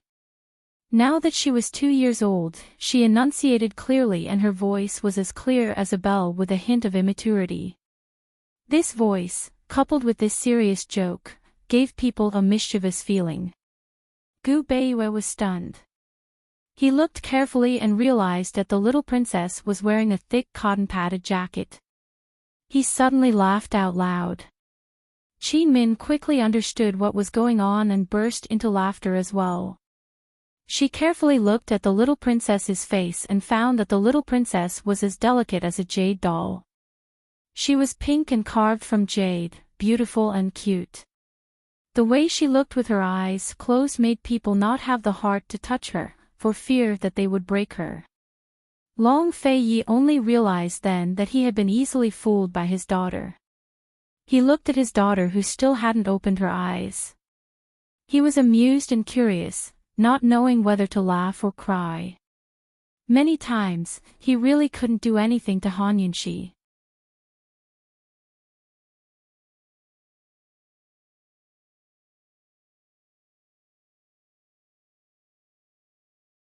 As they played, they either took off their shoes and socks or rolled up their sleeves high up in the air. Long Fei Yi hurriedly held Yen Er's hand and ordered someone to call forth young Miss Ren over. "Qin Min is here. Let's not look for fourth Miss Ren," Han Yunxi said. She was about to carry Yen to apply the medicine when Yen stopped her and said seriously, "Imperial Mother, I have something important to say to Dr. Gu. It's more important than rashes." "Then hurry up and say it." "Once you're done, go and apply the medicine," Han Yunxi replied. Long Fei Yi was very curious. Who knew that Yen would also say, "Dr. Gu, please persuade my father now. Tell him not to be afraid that I'll catch a cold. I'm not that weak. Even my brother laughs at me." Yen even stretched out her hand. "Dr. Gu, why don't you take my pulse? Fourth young Miss Ren said that my body is very healthy. I won't get sick easily." Just like that, Yen sat in her father's arms, completely ignoring him and talking to Gu Beiyue non-stop. Other than feeling awkward, Long Fei Yi felt even more awkward. Han Yunxi sat back down and drank her soup leisurely. Occasionally, she would look up at Long Fei Yi and laugh silently when she saw his awkward expression. She was especially happy. Yen that little spirit, was quite smart. She knew to complain to Gu Beiyue. Gu Beiyue kept a smile on his face as he listened attentively. At the side, Qin Min was very puzzled. Long Fei Yi was a man of few words and Han Yunxi wasn't a talkative person either. How did they give birth to such a talkative daughter? She was comparable to the eldest young miss of the Tang sect. However, Princess Yan's childish voice was very pleasant to the ears. She even spoke with pauses like a little adult. No matter how much she said, it didn't annoy the ears. While Yen was complaining, Rui and Little Ing had silently landed on the roof of the pavilion. The two of them leaned on the roof and looked down through the cracks of the glazed tiles. Of course, Rue covered his ears the entire time. From the moment his sister learned to speak, Tang Hongdo was no longer the most terrifying existence to him. This sister was. Little Ing listened attentively to Princess Yan's words, not missing a single word. He listened and laughed. After listening for a while, Little Ing asked, "Your Highness, the princess is also someone I have to protect, right?" Rue looked up and saw that Little Ing was still lying on the roof. He pulled Little Ing's head up and asked, "Also? Who else do you have to protect?" Little Ing snickered. "You." Rue immediately let go of his head and stood up. He looked down at Little Ing and asked, "You want to protect me?" Little Ing hurriedly got up and said seriously, "Yes. The Shadow Clan's mission is to protect the imperial family." Rue snorted. "You only know how to run.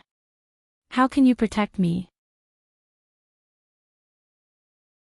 Little Ing said seriously, "Your Highness, I can help you escape." As soon as he said this, Rue immediately fell and almost rolled off the roof. After he got up, he pointed a finger at Little Ying's head and said word by word, "Gunanshan, don't tell anyone that I know you." After he said this, he continued lying on the roof. Little Ing muttered, "Your Highness, everyone knows that we know each other." After they left the Grand Tutor's residence, they went straight to the palace. The two of them ran around the palace the entire afternoon. Either he ran after His Highness, or His Highness ran after him. They ran all over the palace in one afternoon. Everyone in the palace, including the Shadow Guard, knew that he was Grand Tutor Gu's son and was going to be His Highness's sparring partner. It was His Highness who told Su Donglin personally. His original words were especially domineering. "Guard Su, inform everyone that this guy will be my man from now on. Anyone who blocks his way will be blocking my way." Rue looked up and asked seriously, "Gunanshan, what's the point of running away?" Little Ing crouched down as well and said, "Your Highness, it's a great skill to be able to stay alive without hurting others." Rue asked again, "What's the use if you can't deal with the enemy?" Little Ing quickly said, "You can anger the enemy to death. Just like His Highness, weren't you angry when you couldn't catch me this afternoon?" Rue banged his head against the roof and didn't want to talk to Little Ing anymore. This brat didn't even need to run away to anger someone to death with a few words. Little Ing smiled faintly and went back to reading the book. Lil Thing curled up on the side and looked at them lazily. Like Rue, Lil Thing was afraid of the little princess. Ever since the little princess picked it up, His Highness Crown Prince wasn't the most terrifying existence. At most, the little prince chased it around and wanted it to change. But the little princess kept a cat. It wasn't even afraid of tigers, but cats. Every time the little princess held a cat in one hand and beckoned it over with the other, it would feel like it was really a mouse. It had accompanied the gentleman all over Cloud Realm continent until the medical reform ended. Then the gentleman suddenly left a few days after returning to Yuning, leaving Lil Thing nowhere to find him. Because the little princess kept pestering it, it stayed in Yuning until it went back to the capital with Mama Yunxi and the rest. Tonight, it finally saw the gentleman. Lil Thing waited quietly until the banquet ended before sneaking back home with the gentleman. Inside the pavilion, Yen had just finished complaining. Long Fei felt awkward, but allowed his daughter to talk and talk. He didn't like to talk, nor did he like noisy people, but he loved to listen to his daughter talk non-stop. The awkwardness only lasted for a moment. As he listened, not only did he not feel awkward, he even laughed. Long Fei was still worried about Yen's rash, so he cut her off. All right. Imperial Father won't make you wear so many clothes in the future, all right? Hurry and apply some medicine. Pinky swear. Yen said seriously. Long Fei Yi extended his pinky without hesitation, but Yen only said, Imperial Father, pinky swear with Dr. Gu. Qin Min covered her mouth in time, or else she would have spat out the soup in her mouth. Long Fei Yi's expression stiffened, while Gu Beiyue's smile froze as well. Only Han Yunxi didn't have much of a reaction. She knew her daughter's temper and thoughts better than Long Fei Yi. Why? Long Fei Yi didn't know whether to laugh or cry. Yen replied seriously, pinky swear between adults and children is a lie. Pinky swear between adults is a contract that can't be broken.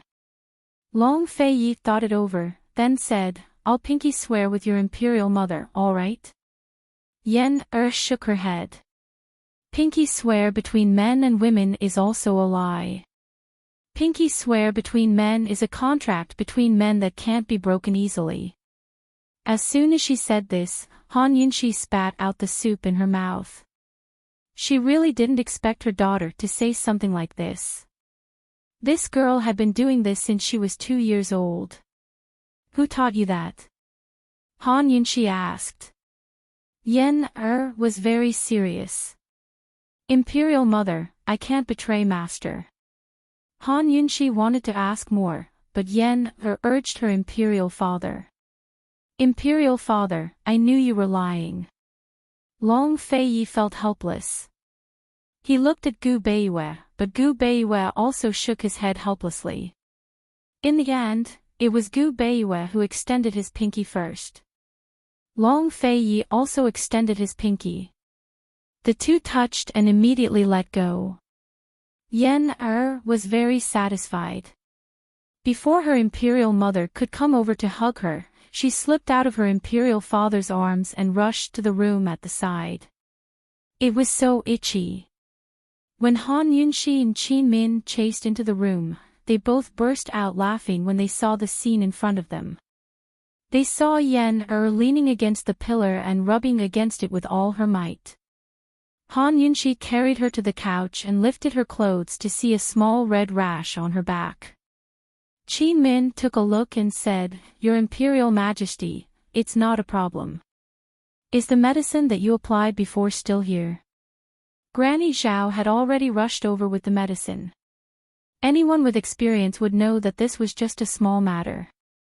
It was just that Long Fei Yi was making a fuss about nothing and wanted to call a doctor. Han Yunxi asked Qin Min to come over with her to reassure Long Fei Yi. Qin Min sniffed the medicine and said, Your Imperial Majesty, this is tea oil, right? Yes, fourth young Miss Ren gave it to me previously, Han Yunxi replied.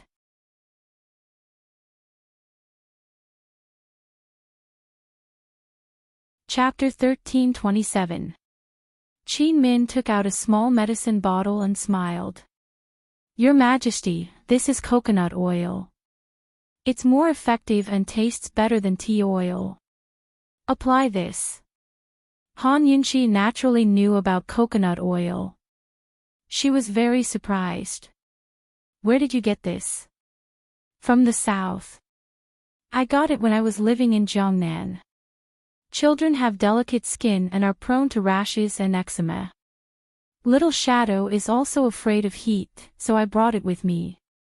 Qin Min explained as she personally applied it for Yen Her technique was like a massage, making Yen so comfortable that she calmed down.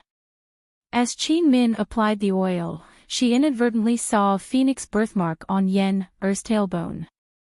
What a beautiful birthmark. Qin Min couldn't help but sigh. She had never seen such a beautiful birthmark. All the daughters of the imperial family will have one.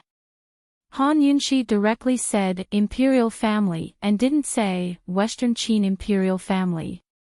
When Bai Yanqing announced the phoenix birthmark to the public, it was no longer a secret. However, Qin Min didn't care about the affairs of the world, so she didn't know about it. After applying the coconut oil, it felt cool and comfortable. Yen lay on her mother's body and didn't move. Yen did Xiao Mama teach you that sentence just now? Han Yunshi asked seriously. Yen looked up at her and pouted. Imperial Mother, can you pretend not to know?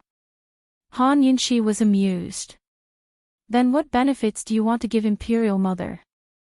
Yen thought for a moment and said seriously, I won't pester Daddy tonight and let Daddy have another younger brother with you. When she said this, Qin Min's face turned red.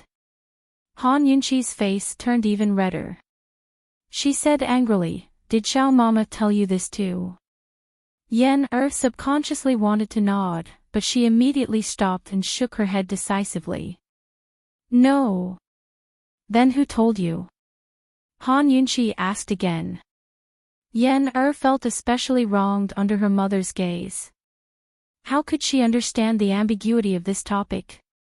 She completely didn't know why her mother suddenly became so fierce. She thought for a moment and said pitifully, Imperial Mother, can you pretend not to know? I can give you other benefits.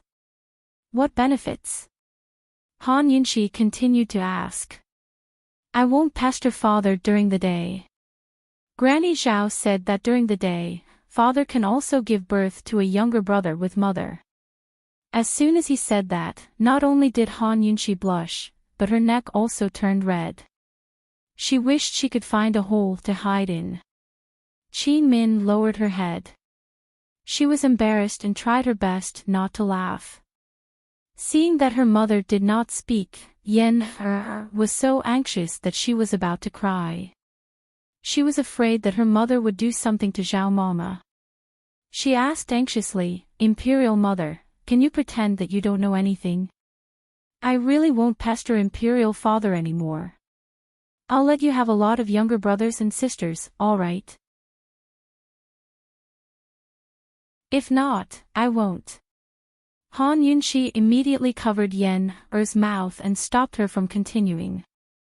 If this girl continued, who knew how many secrets she would reveal? Imperial Mother will pretend that she doesn't know anything. You have never told me about what happened today, and Imperial Mother has never heard of it. Got it? Han Yunshi said seriously. Yen nodded, but her eyes turned towards Qin Min at the side. Han Yunshi slowly turned her head. When Qin Min looked up, she saw the mother and daughter pair staring at her. Qin Min was extremely embarrassed. After saying "I" for a long time, she finally said, I don't know anything. Your Highness the Empress, Your Highness the Princess, please don't worry. When Han Yunshi carried Yen and returned to the pavilion with Qin Min, the two adults were still embarrassed and silent. However, Yen had already recovered her cheerful mood. Is everything all right? Long Fei Yi asked. Yen was about to throw herself into Imperial Father's arms, but she suddenly stopped. She thought to herself, does the promise I made to Imperial Mother still count? Imperial Mother said that she would pretend that she didn't hear anything, so she should fulfill her promise. She can't pester Imperial Father anymore. Thus, she shrank back into Imperial Mother's arms. Long Fei Yi was puzzled. He stood up and took the initiative to hug Yen. However, Yen quickly dodged and wrapped her arms around Imperial Mother's neck tightly, not letting go. Long Fei Yi was puzzled. Ever since Yen was born, she had never rejected his embrace. What was wrong with her? Yen be good. Come here. Long Fei Yi hugged Yen and wanted to pull her out of Han Yunshi's arms. Yen immediately cried, No. I don't want Imperial Father to hug me. I want Imperial Mother, woo-woo. Imperial Mother, hurry and hug me. Long Fei Yi was stunned and stared at Han Yunshi in astonishment. Han Yunshi was originally afraid that Yen would expose what had just happened, but when she saw Yen's reaction, she was happy. She hugged Yen tightly and pretended to coax her, Yen be good. Imperial Mother will hug you, Imperial Mother will hug you. Emen. Yen nodded vigorously. You have to hug me tightly. Yen was too afraid that if Imperial Father carried her away, Imperial Mother would find trouble with Zhao Mama. Okay. Hug me tightly. Han Yunxi looked at Long Fei Ye's puzzled and disappointed expression and really wanted to laugh out loud. The feeling of being abandoned by your little lover must be very bad. Fortunately, Rue had already grown up and was not as foolish and gullible as Yen Long Fei Yi could not snatch her little lover away no matter what. What's wrong with her? Long Fei Yi asked. She's acting spoiled with her mother. It's inevitable. Sit down. Han Yunxi replied seriously. Long Fei Yi felt that something was wrong.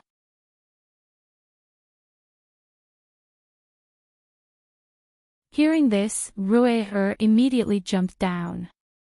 He had heard from Imperial Mother and Zhao Mama that he liked sweets when he was young, but he did not believe it.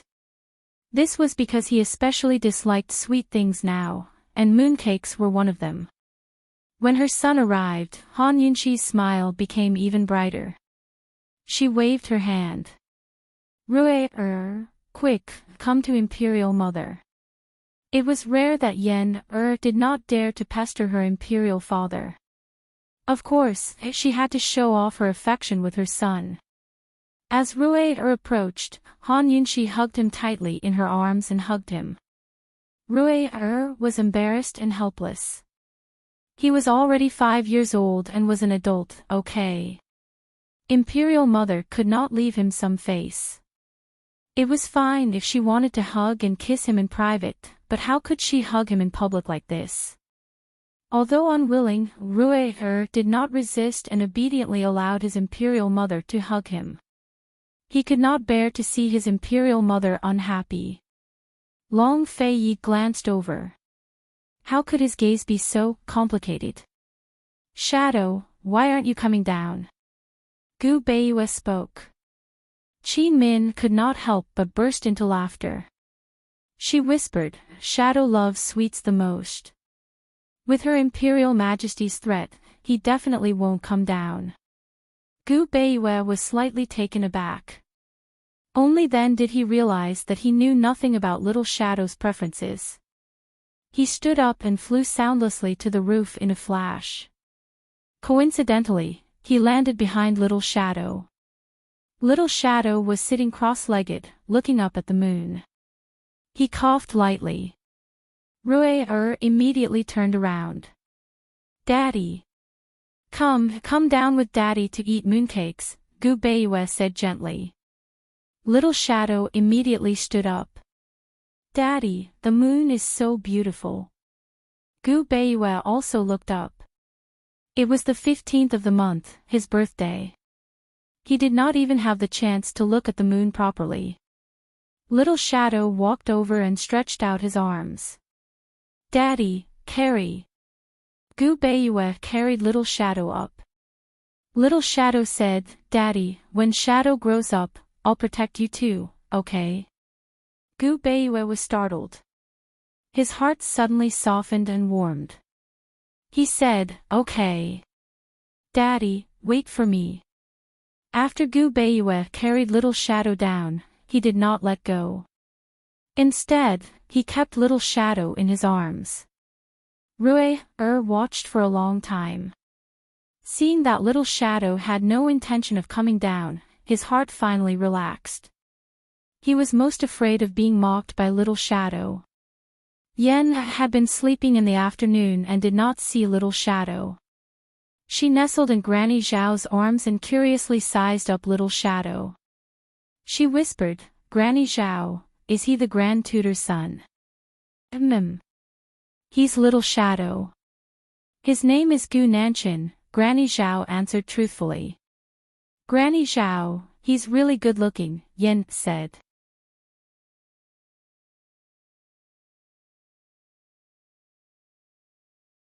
Chapter 13:28.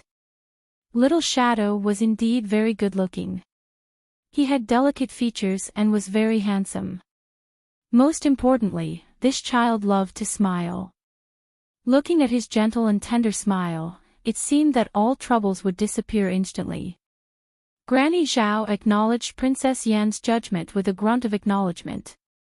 Unexpectedly, Princess Yan added, "Granny Zhao, he's the most good-looking boy I've ever seen." Well, Granny Zhao didn't know whether to laugh or cry. Due to the Emperor's excessive protection, the little princess had only seen His Highness the Crown Prince. Granny Zhao thought for a moment and said, "Princess, you must not let His Highness know about this." Yan looked up and answered, "Understood." Granny Zhao didn't know whether Princess Yan understood or not. She didn't dare to explain because the more she explained to Princess Yan, the more mistakes she would make. Princess Yan was nestled in Granny Zhao's arms. Long Fei Yi was the most depressed. From time to time, he would look at Han Yunxi in his arms and then at his little lover in Granny Zhao's arms. He really felt like he had been abandoned by the whole world.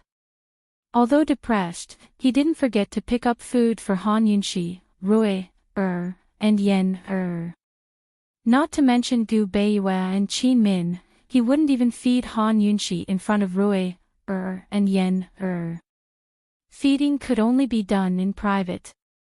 He wanted to feed Yan, but Yan, avoided him. He fed Rui, but Rui, was too used to it and ate immediately. However, before he could swallow the food, Rui, regretted it. He was almost 5 years old, but he still had to be fed by his father. It was so embarrassing. He glanced at Gu Nanshan from the corner of his eye, afraid of being mocked. However, he saw Gu Nanshan eating the mooncake that his father fed him. Rui, was finally relieved. Qin Min was so happy that she forgot to eat when she saw Gu Beiyue personally feeding Little Shadow. Gu Beiyue thought that she was nervous to eat on the same stage as the Emperor and Empress, so he whispered to her, "You're welcome." As he spoke, he personally scooped a bowl of soup for Qin Min and picked up a large bowl of food for her. Thus, a bowl of soup, a bowl of rice, and a bowl of food were placed in front of Qin Min. Qin Min had mixed feelings. This was the first time he had taken care of her. There was bitterness, but more than that, he wanted to laugh. When picking up food for a woman, one had to slowly add more food to her bowl, and then pick up more food after she was done eating. His bowl of soup, a bowl of vegetables, and a bowl of rice were clearly the standard for bringing children out for a banquet. This idiot! Han Yunxi could not help but laugh. North Moon, do you think Qin Min is a child? You're just short of feeding her. Qin Min was about to start eating, but when she heard that, she stopped and felt a little embarrassed. Gu Beiyue, on the other hand, didn't have much of a reaction and just laughed it off. Who knew that the little shadow would push away the food that was about to be fed to his mouth and say, "I don't eat lettuce. I'll give it to Nyangqin. Nyangqin likes it." Gu Beiyue's hand froze. Qin Min was clearly a little surprised, but she quickly picked up the lettuce on Gu Beiyue's chopsticks and placed it in her bowl. Then, she gave the potato to Little Shadow. "How about this? Do you want it?" Little Shadow seemed gentle on the surface, but he was very cunning inside. He knew his mother was unhappy with him doing this, so he took a bite out of the potato bowl. Delicious. Just like that, Qin Min resolved the seemingly heartwarming awkwardness. Qin Min even paid great attention to what she said. She did not pick up Little Shadow's favorite dish, but the potato ball instead. She asked, "How about this?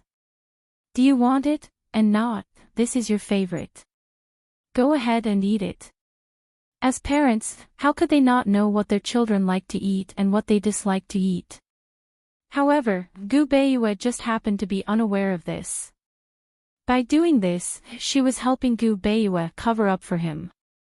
It was just a pity that she had neglected her bowl of food. Her bowl of food had everything except for her favorite lettuce. Han Yunxi glanced at the food in Qin Min's bowl and discovered something strange, but she remained unfazed. Long Fei Yi and Gu Beiyue continued to chat as they ate. Occasionally, they would add more food for Han Yunxi and Rui and ladle soup for Yan Han Yunxi also chatted with Qin Min, from taking care of the child to cooking, from cooking to gardening. If Qin Min was not Gu Beiyue's wife, Han Yunxi really wanted to keep Qin Min in the palace. During this time, a palace maid walked to Han Yunxi's side and whispered, "Your Highness, the chicken roll you ordered has been cooked. Should I send it up now?" During these days when Long Fei Yi was partial to the little princess, Han Yunxi really had a lot of free time. Thus, she used all her free time to research a dish, chicken roll. This dish was not called chicken roll at first, but hot and sour hen soup. Moreover, the original version was very simple. It used chili, pickled vegetables, and old hen to make a soup. After several months of improvement, it had become a completely different version, but it was still simple.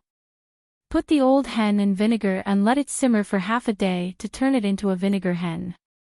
Then, use a piece of dough to roll the chicken and add 2 slices of cucumber to make it into a chicken roll. No matter how it tasted, it still looked very good. After several months of improvement, countless dishes were created. Whether Long Fei Yi had eaten it or not, only Han Yunxi and him knew. Even the cook who helped out in the kitchens did not know. Han Yunxi thought for a moment and whispered, "No need." The palace maid really sighed in relief for the emperor. However, Han Yunxi added, "Warm the chicken in a steamer and give it to the emperor as a midnight snack tonight." The palace maid could not help but glance at the emperor before leaving to carry out the order. After dinner, everyone strolled in the garden to admire the moon. Gu Beiyue still did not mention his birthday. After walking around, it was still early. Han Yunxi privately told Rui to say that he was sleepy and wanted to sleep. Thus, everyone went their separate ways. Princess Yan was already fast asleep in Zhao Mama's arms. She was a sleepyhead, but Rui was a night owl. After sending off Gu Beiyue and his family, Long Fei Yi asked, "What happened?" Han Yunxi sent Rui away before saying, "Gu Beiyue and Qin Min, there must be something wrong." According to Gu Beiyue, he and Qin Min were childhood sweethearts and had been in love for a long time. How could Gu Beiyue not know that Qin Min liked to eat lettuce?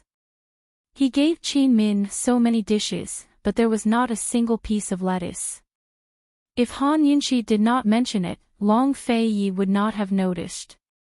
He raised his eyebrows and smiled, "Let Gu Beiyue do as he pleases." Han Yunxi thought that since he was already married, there shouldn't be any big problems. She shrugged and did not think too much about it. Yan was sleeping with Zhao Mama, and Rui was nowhere to be found. Long Fei Yi and Han Yunxi walked into the depths of the garden, admiring the moon and chatting. It was as if they were revisiting an old place, as if they had returned to many years ago. And in another part of the palace, a red shadow flitted past. Zhao Mama ordered the palace maids to guard Princess Yan while she secretly chased after the red shadow, all the way to a secluded place. Who else could this red shadow be other than Shao Qi? "Your Highness Prince Yu, the Mid-Autumn Festival is a time for everyone to reunite. Since you're here, why don't you show your face?" Zhao Mama said helplessly.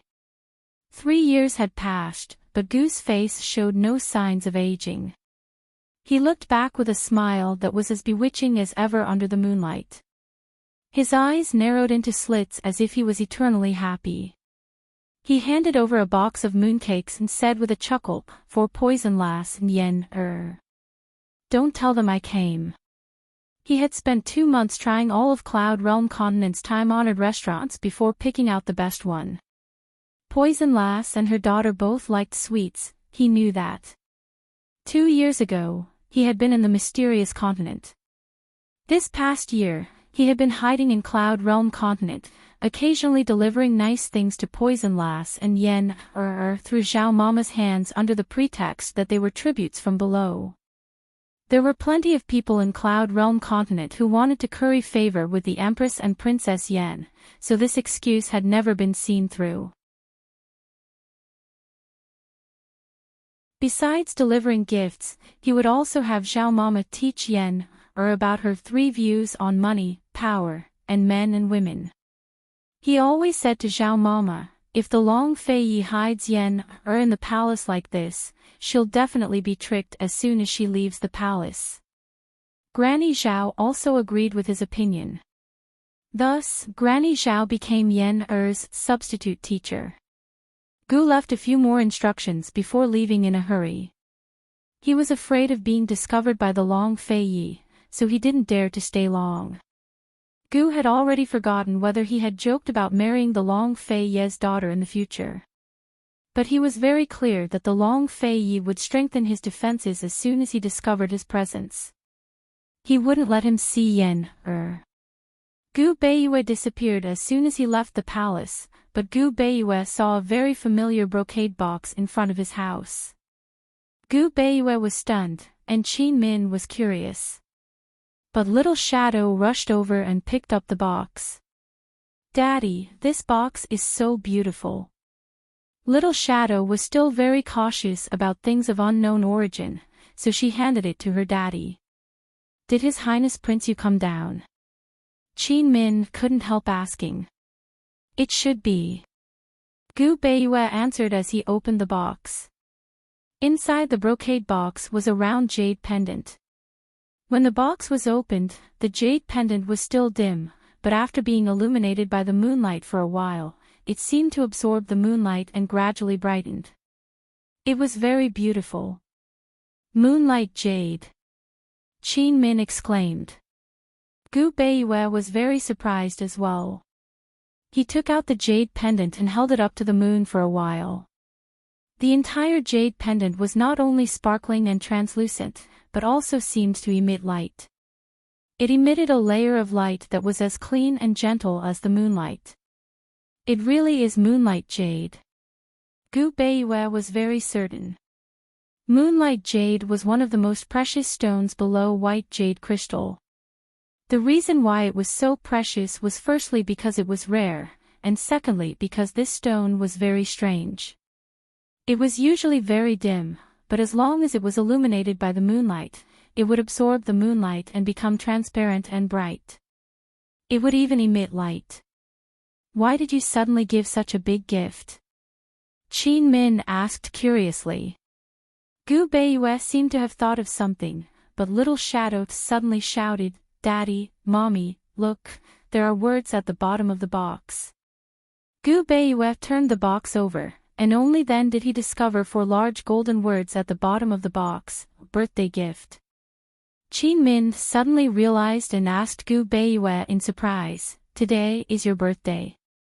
Gu Beiyue was stunned, and after a while, he smiled and admitted generously, "Yes." "How did Gu Qishao know my birthday?" Could it be that when he was young in Medical City, when his grandfather celebrated his birthday, Gu bumped into him? Gu Beiyue thought about it, and this was the only possibility.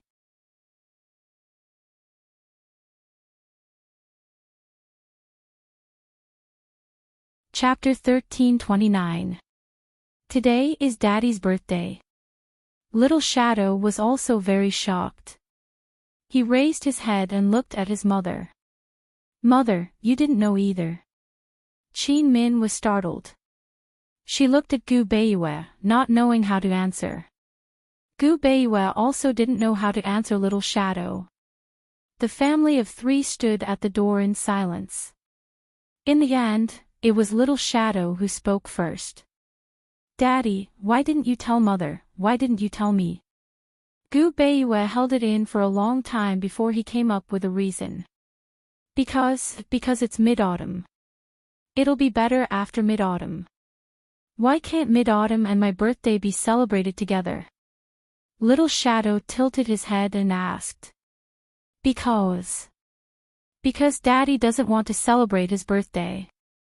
Gu Beiyue squatted down and answered seriously. Why not? Little Shadow continued to ask. Because I'll be older by 1 year after my birthday. Daddy doesn't want to be old. Gu Beiyue answered. This reason was enough to convince Little Shadow. No matter how smart Little Shadow was, he was still a child. He laughed mischievously. So Daddy is also afraid of being old. Gu Beiyue pulled Little Shadow and smiled without saying a word. Little Shadow suddenly retreated and respectfully bowed to Gu Beiyue. He said loudly, Nanshan wishes Daddy to never be old and live as long as the southern mountains. Live as long as the southern mountains. In an instant, Qin Min's eyes turned red. She turned her head away, not letting Gu Beiyue and Little Shadow see her. She tried to calm herself down. Gu Beiyue was greatly startled. Looking at such an obedient and sensible Little Shadow, his heart slowly tightened. He knew that he had wronged this child, but he had never felt so uncomfortable when facing this child. He had never interacted with children before, so he always thought that it was easy to hide from a child's eyes. However, after personally teaching Little Shadow Qigong in Ningzhou, he realized that children were the easiest to deceive. At first, he only wanted a child to inherit the Shadow Clan's Qigong and inherit the Shadow Clan's protection. Thus, he made an agreement with Qin Min to marry her. Only now did he realize how absurd the path he had taken was. He would be able to control everything in his life, including his own heart. He would be able to control it well. He was very clear about what he should do and what he shouldn't do. He never crossed his bottom line. Towards Han Yunxi, even if it was admiration and admiration, he was dutiful and never had any improper thoughts or actions. After his identity was exposed, he even very rationally assisted Long Feiyi. When it came to Qin Min, he was also rational, even if he could not bear to part with her. His words and actions had always been ruthless, always willing to part with his life. She was trying. However, he was very clear about the outcome of the 5-year agreement. He didn't say anything and let her work hard. He knew that only after trying his best would he have no regrets. Only then would he be relieved. But today, in front of Little Shadow, he realized that it was really hard to keep up the act. The older the child was, the more out of control everything would be. He smiled and didn't say anything. He just picked up Little Shadow. Little Shadow was the same as Yen. He was a baby who loved to sleep. Basically, he would go to sleep as soon as the sky turned dark. Tonight was an exception. On the way back, he was still very sleepy. However, when he heard that it was his father's birthday today, he was wide awake again. As soon as he entered the door, he struggled out of his father's embrace and ran into the house to find a fiery red air pineapple. Father, here you go. This air pineapple was given to him by his mother. He raised it from a seedling and took a year to bloom. Gu Beiyue accepted it with a smile.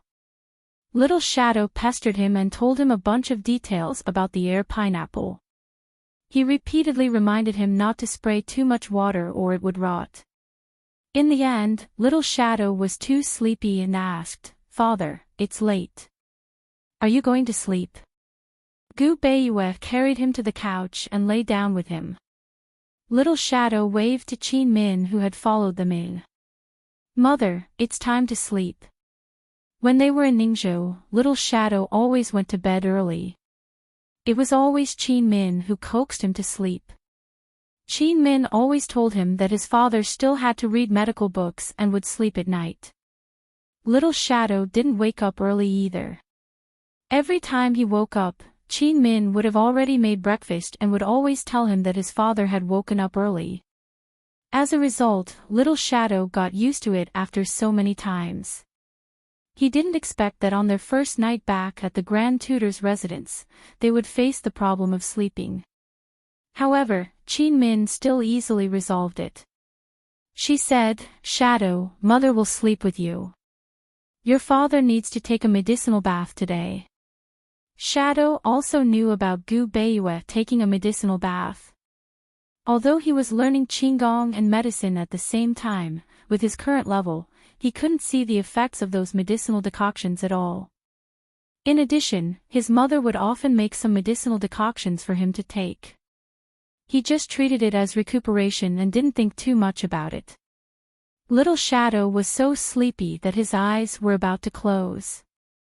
He only made an N sound and agreed. However, Gu Beiyue got up. Before Qin Min could lie down, Little Shadow had already fallen asleep. Qin Min helped Little Shadow change his clothes and wash his face and feet, but Little Shadow didn't wake up. Gu Beiyue watched quietly from the side and didn't leave. After Qin Min was done, she saw that Gu Beiyue hadn't left. She asked in a low voice, "Aren't you going to take a medicinal bath?" Gu Beiyue said, "Maybe." I shouldn't have lied to him back then. Qin Min didn't know if everything would be different if she knew about Gu Beiyue's condition earlier. She said indifferently, "There's no turning back. You promised to lie to him for a lifetime." Gu Beiyue was speechless. He turned and left. After he took a medicinal bath, it was already late at night. When he opened the door, he saw Qin Min standing at the door with a bowl of birthday noodles. She must have just arrived. The noodles were still steaming. She said, "Grand Tutor Gu, the Mid-Autumn Festival is your birthday. Why don't you treat me as a family member for the time being and eat this bowl of noodles?" After his grandfather passed away, no family member made birthday noodles for him. Gu Beiyue didn't say anything, but he nodded. He finished the bowl of noodles cleanly. Qin Min sat at the side and watched. The more she watched, the more upset she felt.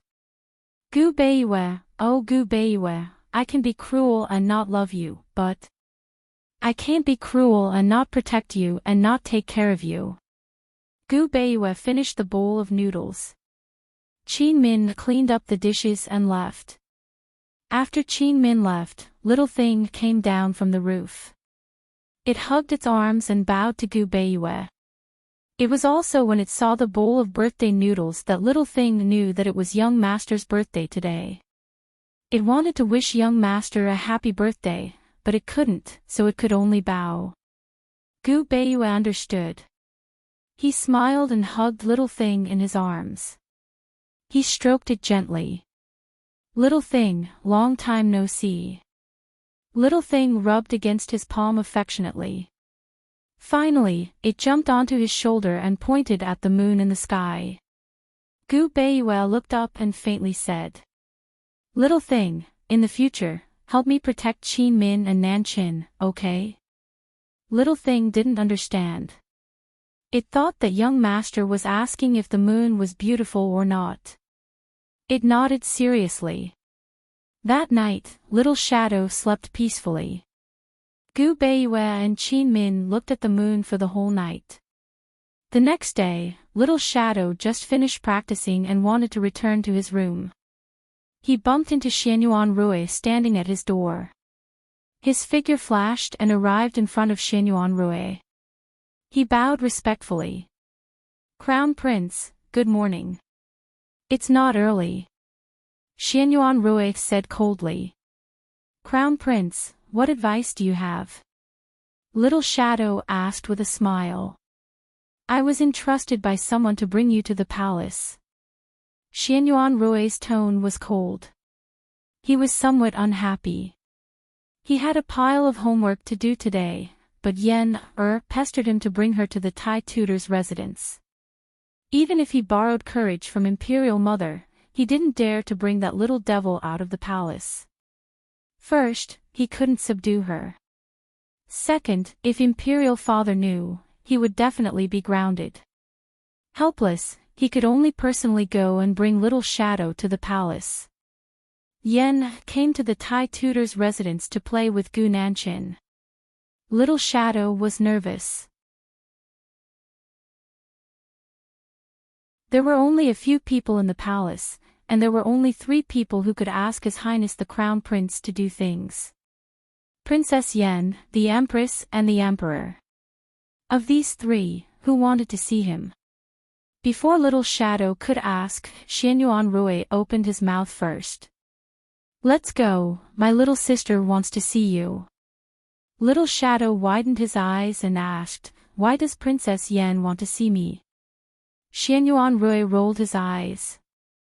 "How would I know? Are you coming or not?" Little Shadow said, "I want to tell my parents." Xianyuan Rui lost his patience and told Su Donglin to tell Gu Beiyue and Qin Min. He pulled Little Shadow over and left. Little Shadow rarely interacted with girls, and after seeing Princess Yen's actions last night, he couldn't help but be afraid of Princess Yen. He was very nervous the whole way, but who knew that when he saw Princess Yen handed him a piece of mooncake. "Brother Ing, here." Granny Zhao said this was a tribute. "It's very delicious." Little Shadow was very surprised and didn't move. Princess Yen chuckled. "I know you like to eat sweets, so I specially left it for you. Eat it." Little Shadow was puzzled. He wanted to ask Princess Yen how she knew he liked sweets, but before he could open his mouth, Princess Yen said, "I counted. Last night, you ate a total of 4 mooncakes. You ate 1 more than me. You really know how to eat." Little Shadow's face immediately turned red. He didn't know how to answer. "Take it.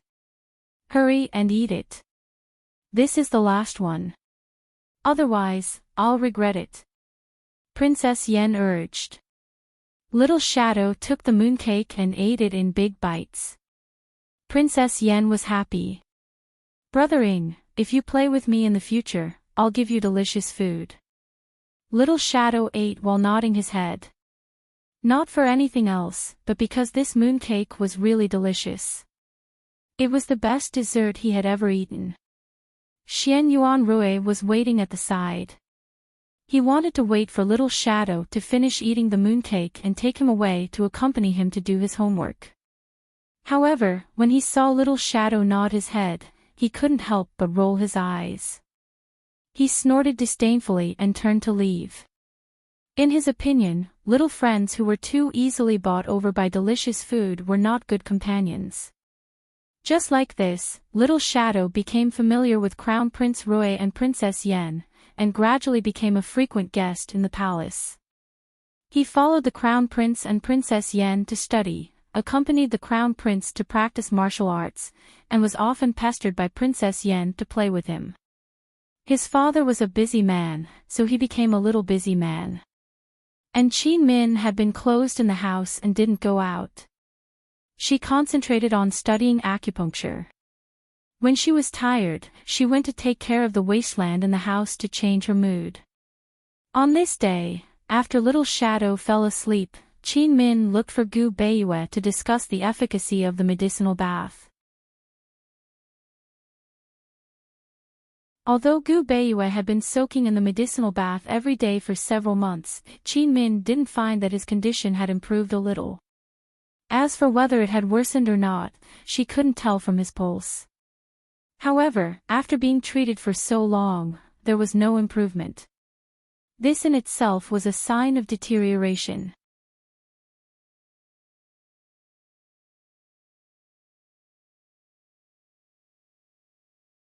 Chapter 1330.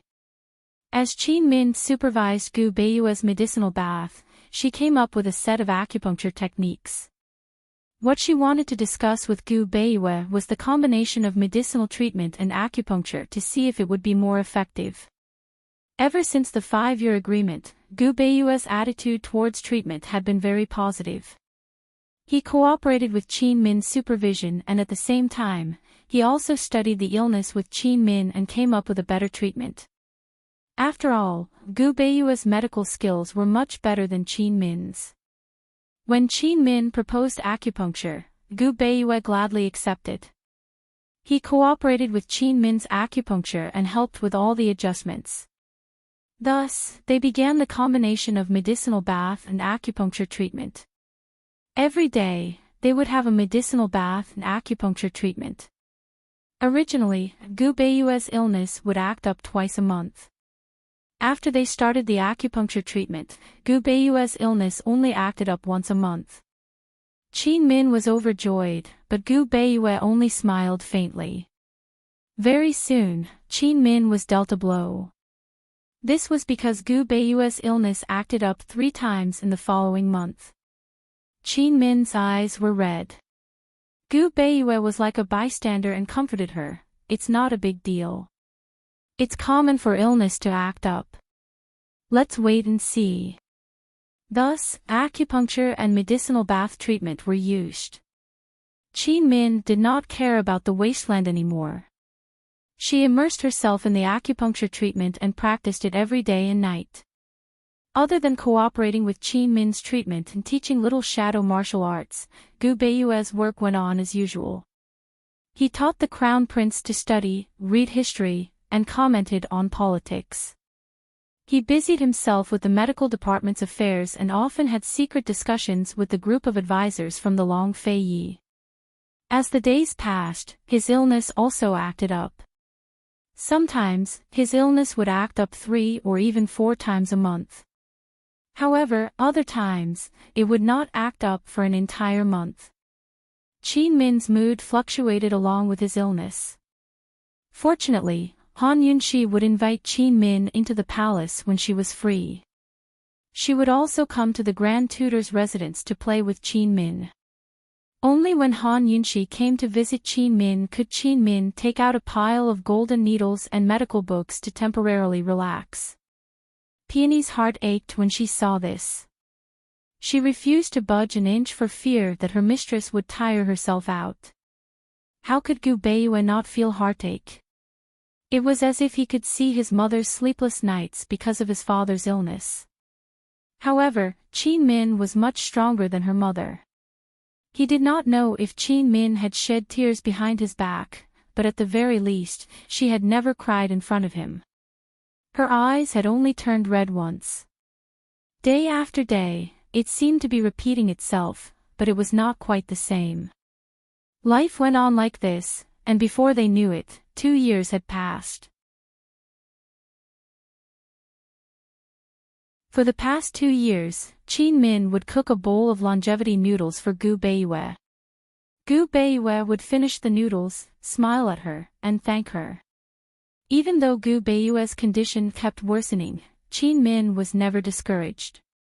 She had been trying to figure out a new acupuncture method, and she had never given up even for a moment. This morning, Qin Min came to help Gu Beiyue with acupuncture as usual. As usual, Gu Beiyue looked at her quietly and did not speak. After Qin Min finished the acupuncture, she waited at the side. She had to wait for 2 hours before she could remove the needles. This was the longest time they had spent alone in the past 2 years. However, other than discussing his condition, they did not speak most of the time. He would lie on the couch, and she would sit at the tea table, flipping through medical books. Since the 5-year agreement, she had been deliberately keeping a distance from him. He could tell. Qin Min sat at the side, reading medical books. As she read, she fell asleep on the table. Gu Beiyue turned around and saw her like this. His gaze softened. He sighed softly. Qin Min, you're really a silly girl. Many times, he would make assumptions. If his father could chase his mother away when he left, would his mother not have left with his father? He would never forget the scene of his mother lying in a pool of blood. When he was young, he would dream of that scene 2 or 3 times a year.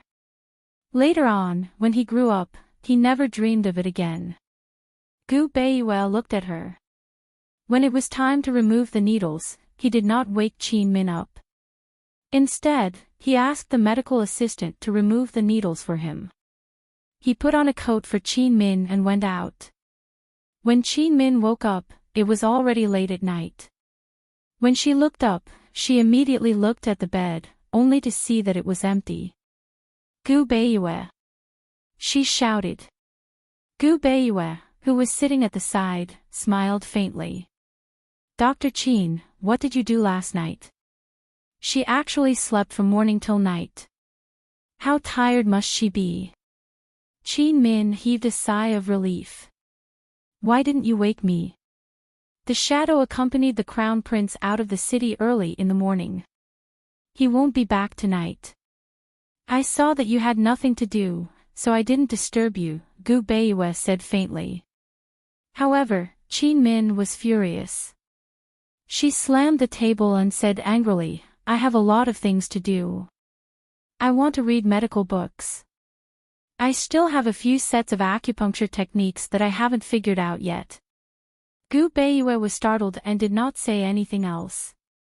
This was probably the first time he had seen Qin Min so angry. He knew that her temper had always been good. It was because of him that she became like this. Qin Min realized that she had overreacted. She lowered her head and said faintly, It's late. You should rest early. She left after saying that. However, when she reached her room, she suddenly remembered that Gu Beiyue had been soaking in the medicinal soup. She would ask him every day, Did you soak in the medicinal soup? She immediately went back. Before she could knock on the door, she heard violent coughing coming from inside the room. She panicked and immediately pushed the door open. She saw Gu Beiyue kneeling on the floor with one hand on the floor and the other on his chest. He was coughing so hard that he could barely breathe. Qin Min was frantic. She lived each day cautiously, waiting. She was afraid that Gu Beiyue's illness would flare up again. One had to know that Gu Beiyue's illness had flared up 4 times last month, but last month, it had not flared up even once. This month, she had lived every day carefully. Until yesterday, Gu Beiyue's illness had not flared up. There were 2 more days until the end of the month. Last night, when she went to bed, she was secretly happy that Gu Beiyue's illness was getting longer and that it was a good sign. However, tonight, Qin Min walked over briskly and helped Gu Beiyue sit up. She poured a cup of water for him to drink. However, Gu Beiyue's cough was too severe. There was no way for him to drink water. Qin Min decisively gave up and hurriedly took out her gold needles to treat him. Since the first time Gu Beiyue's illness flared up, she knew how to save him. The first was to let him drink water to relieve his cough. The second was to seize the time to treat him with acupuncture to suppress his cough. If it was in the past, Gu Beiyue's cough would slow down as Qin Min treated him with acupuncture. However, the situation this time was completely different. As Qin Min treated him with acupuncture, Gu Beiyue coughed even more severely. He even coughed up blood. After Qin Min treated him with acupuncture, Gu Beiyue did not stop. Instead, he coughed up 3 mouthfuls of blood. Qin Min was scared out of her wits. However, she was still calm. She changed to another set of acupuncture techniques, but it was still ineffective. She did not give up. She changed to another set, but it was still ineffective. Gu Beiyue's mouth and clothes were full of blood. He kept coughing as he vomited blood. Qin Min's legs were cold. She could not treat him with acupuncture. Gu Beiyue, tell me what should I do? Tell me. I'm begging you, please. Tell me what to do. You must have a way. Gu Beiyue, stop coughing. I'll leave. I'll leave you. I'll divorce you. I won't let you see me for the rest of my life. As long as you don't cough, as long as you're fine. Qin Min looked at the needles that had fallen to the ground. She really broke down. However, Gu Beiyue coughed until he was almost out of breath. He could not even open his mouth to answer her. His internal organs were all in pain. Fresh blood kept coming out of his mouth. He could only hold on. There was no other way. When Gu Beiyue calmed down, Qin Min looked as if her soul had been sucked out. She sat at the side in a daze and looked at him. Gu Beiyue lay on the ground weakly.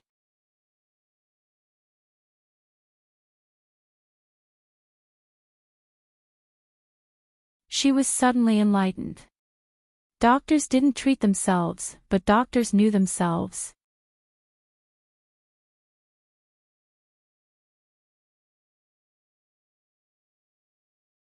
Chapter 1331. Gu Beiyue had always been clear about his condition and knew that her acupuncture skills wouldn't be able to save him. Qin Min suddenly felt that she'd been a fool. Wasn't she just a little better at acupuncture? How could she possibly defeat Gu Beiyue? He was Cloud Realm Continent's only sovereign doctor and its #1 medical practitioner. How was she supposed to do something that even he couldn't do? As it turned out, the 5-year agreement and his cooperation over the past 2 years were all part of his plan. He wanted her to experience it herself and see it with her own eyes. He wanted her to be convinced and give up. Qin Min stared at Gu Beiyue's pale, gentle face and suddenly couldn't remember how they'd made it through the past 2 years. She clenched her blood-stained handkerchief tightly in her hand as her lips pursed. No one would ever know how much she wanted to throw herself into his arms and cry her heart out. But she couldn't. She didn't. Like was unbridled, while love was restraint. Like often disturbed a person, but love didn't. Rest well, she said mildly. I'll have the medical assistant stand guard outside. Call me immediately if anything happens. Then she left without any lingering thoughts or entanglement. Qin Min returned to her rooms just in time to see Xiaoyao coming out. Young miss, where did you go so late at night? Xiaoyao asked with concern. When Qin Min looked up, Xiaoyao froze, because she saw her young miss's eyes redden again. She couldn't even remember how long it had been since she last saw her. Since her young miss said she wasn't crying, Xiaoyao didn't dare to say she was. Carefully, she asked, Young miss, did the son-in-law bully you again? Qin Min looked at her for a long time before she said word by word, Xiaoyao, I definitely won't give up. But Qin Min didn't give up. A few days later, she personally brought Little Shadow to the palace and entrusted her to Han Yunxi's care. Then she left the capital with Gu Beiyue. Gu Beiyue had already spent 3 years traveling to every county in Cloud Realm Continent to check on the progress of medical research. Now, Long Fei Yi and Han Yunxi naturally didn't have any doubts. Long Fei Yi originally planned to send people to patrol. Since Gu Beiyue mentioned it, Long Fei Yi allowed it. The Little Shadow was reluctant to part with her father and mother, so she really wanted to go with them. However, his father and mother were on official business, so he didn't dare to say anything. A few days ago, his father had given him a Qinggong secret manual and promised him that as long as he learned it, he could go find them. Therefore, after Daddy and Mommy left, Little Shadow practiced even more diligently. Before long, summer arrived. Rui had gone to the Poison Sect's forbidden grounds to learn martial arts from grandfather Han Qin. Princess Yen was bored alone in the palace and couldn't help but harass Little Shadow.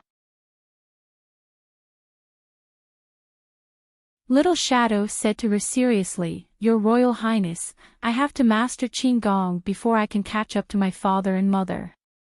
You go play by yourself, all right? Yen rolled her eyes a few times and immediately ran to grab the sleeping Lil Thing. She said seriously, Let Lil Thing practice with you. Lil Thing runs really fast. Lil Thing wanted to go with the gentleman, but he wouldn't let it. It secretly followed him for an entire day before he glared at it. That was the first time he'd ever been so fierce to it. It felt like the world was crumbling around it. Even now, it was still listless and did nothing but sleep. Lil Thing was too lazy to pay attention to Princess Yen and allowed her to grab it. Unexpectedly, the princess suddenly tossed it into the air and forced it to wake up. It had no idea why Princess Yen had called it here, but it ran as fast as it could as soon as it landed. Seeing this, Little Shadow was amused and immediately chased after her. After all, no one had been able to practice martial arts with him ever since his father left. The shadow guards in the palace were fast, but they were not as fast as him. Yen saw how Little Shadow was happy, so she was happy too. She called over Su Donglin and sat on Su Donglin's neck. She called out, "Chase them! Chase them! All shadow guards will be heavily rewarded if you catch them." After that, the quiet imperial palace became lively. Little Shadow could often be seen chasing after Lil Thing. A group of people accompanied Princess Yen as they chased after Little Shadow. Gu Beiyue obviously did not patrol the various medical centers. He sent a few people to secretly patrol the medical centers for him and write letters to the medical department from time to time. He brought a servant with him, while Qin Min brought Xiaoyao. The two of them went to Boundless Mountain. Boundless Mountain was to the north of Medical City. It was not too far away from Medical City. It was a very steep mountain. Back then, Northman's father had spent the last few years of his life on this mountain. When Qin Min and Gu Beiyue arrived at the waist of the mountain, they discovered quite a lot of medicinal herbs there. They were all on Gu Beiyue's medicinal bath recipe. They passed through a forest and saw a waterfall. There was a small courtyard beside the waterfall. It seemed very much like a place of seclusion. For a moment, Qin Min even mistakenly believed they were going to live here in seclusion, living a carefree life. Approaching the courtyard, Qin Min discovered various wild herbs growing inside and outside the courtyard. These herbs were all on the medicinal bath recipe. She purposefully searched through the recipes one by one, and she really did find them all. Without a doubt, someone had purposefully planted these wild herbs and allowed them to grow wild. Qin Min smiled and asked, "So Grand Tutor Gu, you've already prepared everything?" Gu Beiyue only smiled and did not answer. After his father and mother passed away, he and his grandfather had left this courtyard. However, his grandfather would bring him back once or twice every year to clean up, repair, and take a look at how these herbs were growing. Grandfather didn't spend the last few years of his life here. Grandfather ended his life in the Gu residence. He had never even seen his grandfather's illness act up before. Although his grandfather did not say it, he knew that this courtyard was left for him, and these herbs were also left for him. Gu Beiyue walked into the house and brought out a chair for Qin Min to sit on. He said, "You haven't been here for a year. Clean up first before you go in." Qin Min rolled her eyes at him. She rolled up her sleeves and strode into the house. Gu Beiyue was slightly stunned. If he had not seen it with his own eyes, he would not have been able to imagine Qin Min rolling her eyes. Throughout their journey from the capital to here, Qin Min had stopped calling him Grand Tutor Gu. She called him by his name and did not exchange pleasantries with him. It was as if she had become a different person. However, he did not find it unfamiliar. He still maintained this courtesy. Peony followed in, and so did the servants. Qin Min did not chase them away and ordered them to do this and that. However, when Gu Beiyue wanted to go in, Qin Min glared at him. Gu Beiyue had no choice but to sit down and rest. After Qin Min explained everything in the house, she cleaned up the two large bathtubs outside the house. These two bathtubs were made of stone. They had not been used for many years and had accumulated rainwater. Moss and some vines grew on them. After Qin Min cleaned one, she turned back to look at Gu Beiyue and asked, "Just one? Can we keep the other one?" "Why?" Gu Beiyue asked. I want to plant some flowers, Qin Min said. Gu Beiyue readily agreed. He could tell that Qin Min's mood had improved a lot after leaving the capital. Perhaps it had something to do with his illness not acting up after leaving the capital. From tomorrow onwards, he would soak in the medicinal soup all day and would not cough for a long time. Her mood should be better. Gu Beiyue was such a mature person, but there were times when he was naive. When Qin Min finished with her work and came over to take his pulse, he knew that he had thought too much of Qin Min. The moment Qin Min took his pulse, she knew that his pulse was deteriorating day by day. After taking his pulse, the corners of Qin Min's mouth drooped. She said, "You rest. I'll go boil the medicinal soup. I haven't done it today." Just like that, they settled down on the mountainside. Gu Beiyue spent most of his time soaking in the medicinal soup. Other than cooking 3 meals herself, Qin Min spent most of her time immersed in the medical books that they had brought. She insisted on taking Gu Beiyue's pulse every day, 3 times a day in the morning and at noon. As for the large bathtub that had not been cleaned, she had not planted the flowers that she liked. There was very little interaction between them, but they spent more and more time alone. Gu Beiyue's servants were in charge of gathering and boiling the herbs, while Xiao Yao was in charge of some daily chores. Qin Min personally looked after Gu Beiyue. She would either read the medical books in the house with only a window between her and Gu Beiyue, or sit beside Gu Beiyue and read. When Gu Beiyue was bored, he would ask Qin Min for medical books to read. When Qin Min saw him soaking in the medicinal soup and reading leisurely, she wanted to laugh and feel sad at the same time. Although his illness had not acted up for a long time, he was walking towards the end of his life. How could he be so calm and collected? So cruel. The facade of calmness did not soothe Qin Min's heart. She flipped through all the medical books and finally decided to start with acupuncture. After all, this was what she was best at and the only thing that she could work hard on. She stabbed the small golden knife that Gu Beiyue had given her on the wall as a warning to herself. At the same time, she laughed and joked with Gu Beiyue, "Since it's hopeless, then I'll just treat it as a last resort and use you as practice." Gu Beiyue was stunned for a long time and realized that he could not see through Qin Min. He could not even imagine what Qin Min's reaction would be if he left her one day.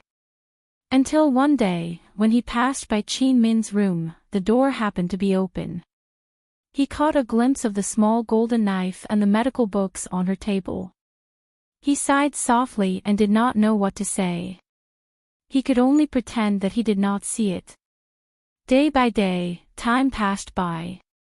Only time would know how long Gu Beiyue would live. In the past few years, the Great Qin Empire's national strength had gradually increased. Its treasury was filled, and its industries were very developed. Long Feiyi gradually had the desire to conquer the mysterious continent again. Of course, his desire to conquer the mysterious continent was just an ambition. He did not want to conquer it immediately. He knew very well that it was a continent where martial strength was king. If he wanted to conquer that continent, an army was useless. Wealth was also useless. Only powerful martial strength was needed. In the past few years, under Han Chen's guidance, he and Han Yunxi had not stopped cultivating. After they had completely mastered the Lustbite power and Phoenix power, these two powers still had room to improve and become stronger. However, it was also more difficult to cultivate. He and Han Yunxi were waiting. They were waiting for the promise of 10 years and the competition for the position of Wolf Sect Master. They believed that that would be their first step into the mysterious continent. Apart from national affairs and martial cultivation, Long Feiyi had not given up on one thing, and that was to find Ningqing. However, Ningqing had already gone to the mysterious continent with Lu Jing a few years ago.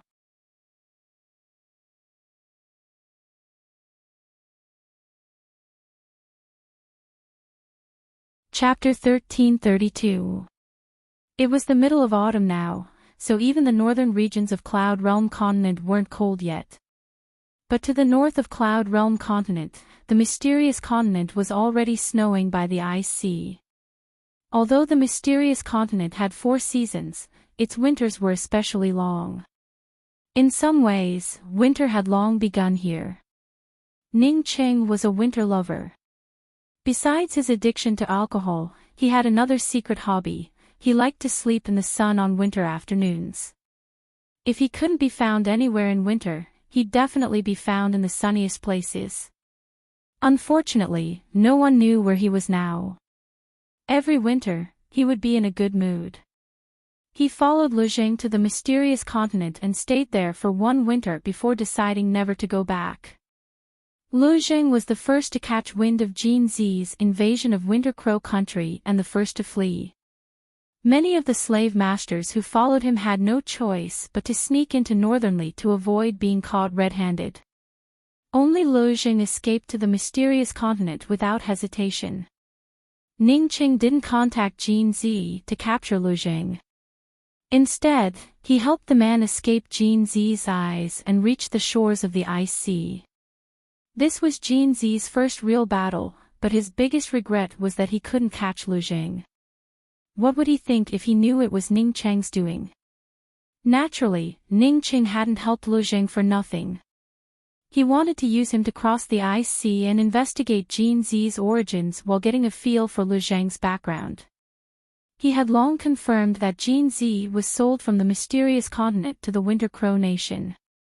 After 10 rounds of reselling, his true identity was concealed. Only then did he become a slave of the Winter Crow Nation and was sold to the 3-way black market. But he still couldn't figure out how Jin Zi had been sold from the mysterious continent to Winter Crow Country, or where he came from. What he didn't expect was to find out the origins of the beast taming arts and the existence of the Black Forest as soon as he set foot on the mysterious continent. Although he hadn't gone there himself, he was certain that the ancestors of the Black Clan had to have come from there. Jin Zi's ability to control tigers had to have come from the Black Forest's former rulers, the Ling clan. No wonder Jin Zi had been sold to Cloud Realm Continent instead of Mysterious Sky Continent. Cloud Realm Continent and the Mysterious Continent had always been 2 separate worlds, making it difficult for news to travel between them. Everyone in the Mysterious Continent knew about this, but it was a huge secret in Cloud Realm Continent. Ning Qing did not know that Goldie had already met the people in the Black Forest. He was anxious to tell Goldie everything.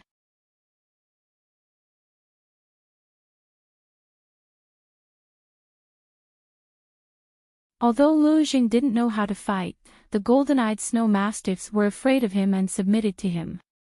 Lu Jing brought a group of more than 10 people to the northern shore of the ice sea, the mysterious realm continent, in half a month.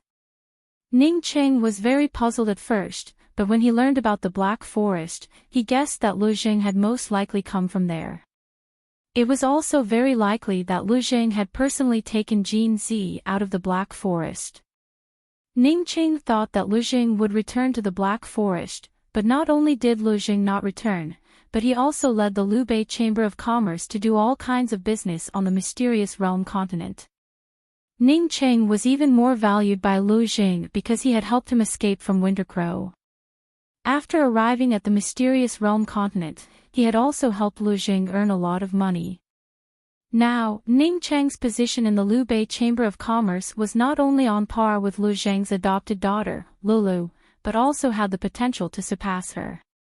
Ning Cheng didn't forget to secretly inquire about the Black Forest as he tried to please Lu Jing. Unfortunately, not everyone could enter the Black Forest, and not everyone knew about it. Even though he had been on the mysterious realm continent for a few years, he still couldn't find out much inside information. The sun was warm in the afternoon. It was deep in the night, and snow swirled in the air. Ning Cheng was boiling wine by himself in his room. No one knew how he did it, but the fragrance of the wine filled the room. Someone with a poor tolerance for alcohol might really get drunk if they stayed too long in the room. He was still used to the black robes he always wore when he was at Cloud Realm Trade Consortium. There were no superfluous decorations, only simple and neat. In private, he always took off his eye patch. Unless one looked closely, one wouldn't be able to tell that his eyeballs were damaged, much less that he was blind in one eye. He sat by the stove and scooped up a spoonful of warm wine. He sniffed at it lightly before his lips curved into an evil smile. This wine was like prey in his hands, tasting as he pleased. Nobody would believe that he wasn't lonely on a snowy winter night in a foreign country, but some would believe that he was enjoying himself. Ning Cheng's greatest regret when it came to wine was that he could never drink to his heart's content. Drinking wine required a good mood, but getting drunk was even more important. This was especially true for someone with a high tolerance for alcohol. Just as the fragrance of the wine was beginning to build up, Ning Cheng suddenly paused in the middle of scooping it up. He stood up and leaned against the window, peeking through a crack, only to see a figure vanish from the window above. Someone's broken in. The courtyard he was staying in was a large courtyard house.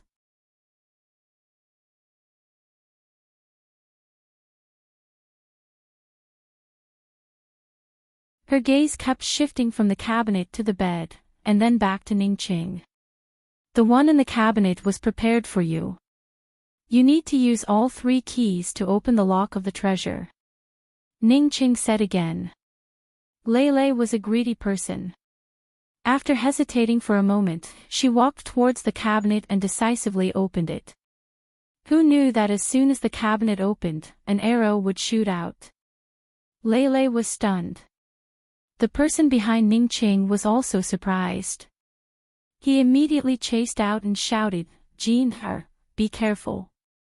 Almost at the same time, Lei's arm was pierced by the arrow. The girl called Jean rushed to her side and grabbed her hand. Lu Jing sat up from the bed in shock. The guards outside heard the commotion and rushed over. Ning Cheng didn't move from his spot. Ning Cheng's lips curled into a cold smile. Jean made a prompt decision and pulled Lei to escape through the window. Soon, they were engaged in a fight with the guards outside. Lu Jing looked at Ning Cheng in shock. What's going on? Ning Cheng said, Godfather, Lei betrayed us. She wants to assassinate you. Lu Jing was so shocked that he couldn't speak. When he got down from the bed and chased after them, Jean had already fought her way out of the encirclement and escaped with Lei. Ning Cheng followed them out and stood behind Lu Jing. He said calmly, Godfather, this kind of traitor should be killed without mercy.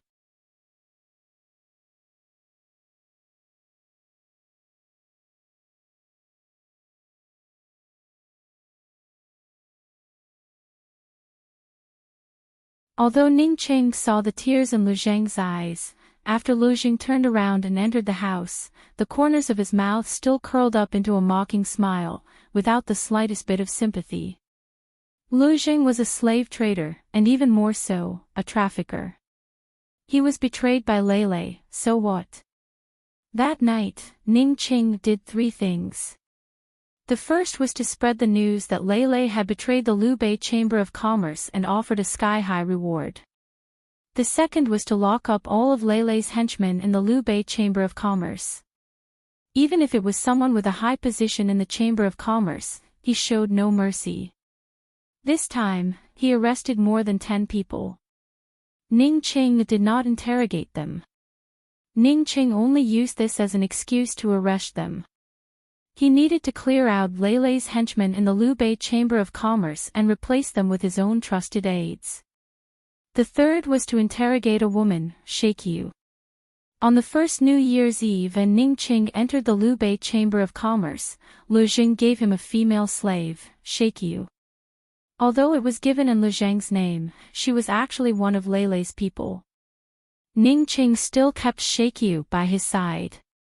From time to time, he would give Lei fake news. When Ning Cheng walked into Shaikyu's room, the sleeping Shaikyu immediately woke up. Although she was startled, she quickly came back to her senses. "Master Cheng, why are you so late?" She threw a coquettish glance at Ning Cheng and got off the bed barefoot. Under the thin skirt, her graceful and exquisite body was faintly discernible, very tempting. Over the years, Ning Cheng had received a lot of Shakyu's charm. He had to admit that Lele was very good at picking women. He had always been very grateful to Lele for giving him such a stunner. He was able to use Shakyu to win over Lu Zhang's personal servant, Steward Ma. Shakyu was very good at drinking, but she was still far inferior to Ning Cheng. So, every time after drinking, it was not Ning Cheng himself who did it, but Steward Ma. Shakyu still did not know about it. As for Lele, he was even more unaware. Shakyu came up. "Master Ning, did you miss this servant?" She reached out and stroked Ning Cheng's chest, trying to explore through his lapel. Who knew? Ning Cheng suddenly grabbed her neck and pushed her away. Shakyu was stunned for a moment. Her first reaction was that she was having a nightmare. Ning Cheng grabbed her neck and pressed her against the wall before letting go. Coldly, he said, "You will answer whatever I ask. If there is any untruth, I will make you suffer a fate worse than death." Shakyu finally realized that she was exposed. She wanted to escape, but unfortunately, Ning Cheng's tall body was in front of her. She had no way to escape. Ning Cheng took out a dagger and pressed it against Shakyu's face. Before he could ask, he cut off a piece of Shakyu's face. Shakyu screamed in pain. When Ning Cheng's dagger touched her face again, her screams came to an abrupt end. I'll talk. I'll tell you everything." Less than an hour after Ning Cheng finished interrogating Sha Qiu, he came out and ordered his attendants in a low voice, "Collect the corpse." "That's right, tell Steward Ma that I'll find a better one for eldest Miss Lu when we catch her." At dawn, Ning Cheng went out. Everyone only knew that he was going to chase Lele, but no one knew how or where he was going to chase her. Lele and the female assassin named Jean did not go far. They were hiding next door to the Liu Bei Chamber of Commerce's courtyard. The most dangerous place was not the safest place, but at least it was safe for the time being. Lele's arm was injured by an arrow. She mumbled that she wanted to see a doctor, but Jean knocked her out with a palm strike from behind. She then roughly pulled out the arrow, applied some medicine, and bandaged the wound. At this time, Lele woke up from her coma. She looked at her bandaged arm and then at Jean, who was resting with her eyes closed. She was stunned for a while before she finally remembered how she fell unconscious. She quietly moved closer to Jin's ear and snarled, "Hua Jin, how dare you plot against me? Do you want to die?" Hua Jin was about to go deaf, but she was very calm.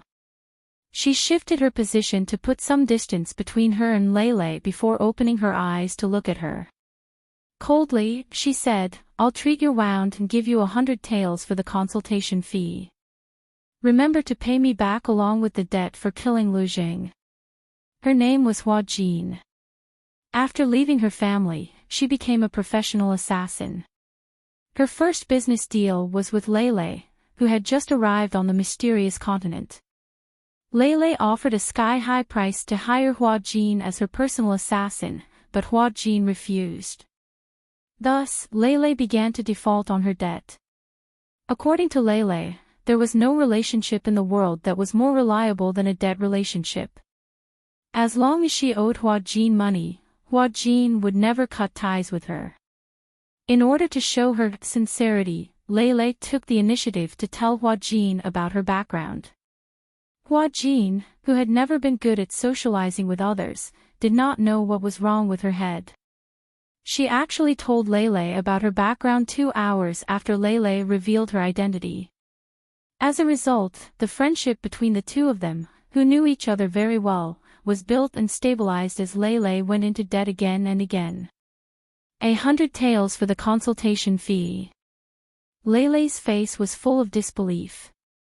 Hua Jin, you've gone astray. Hua Jin had indeed gone astray. Even the most ignorant person would easily be led astray by Leilei. When Leilei asked Hua Jin to kill the first person, Hua Jin's price was 10 taels, which was 1,000 times lower than other assassins of the same level.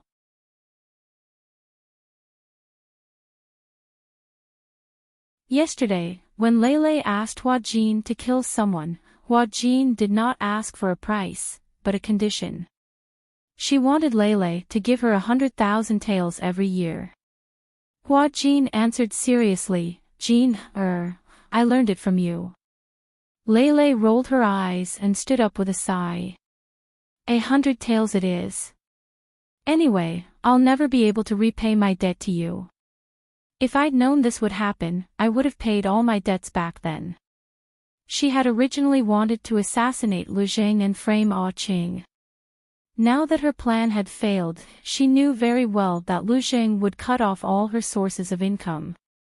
Hua Jin looked at Leilei's dejected expression and wanted to comfort her, but Leilei recovered quickly.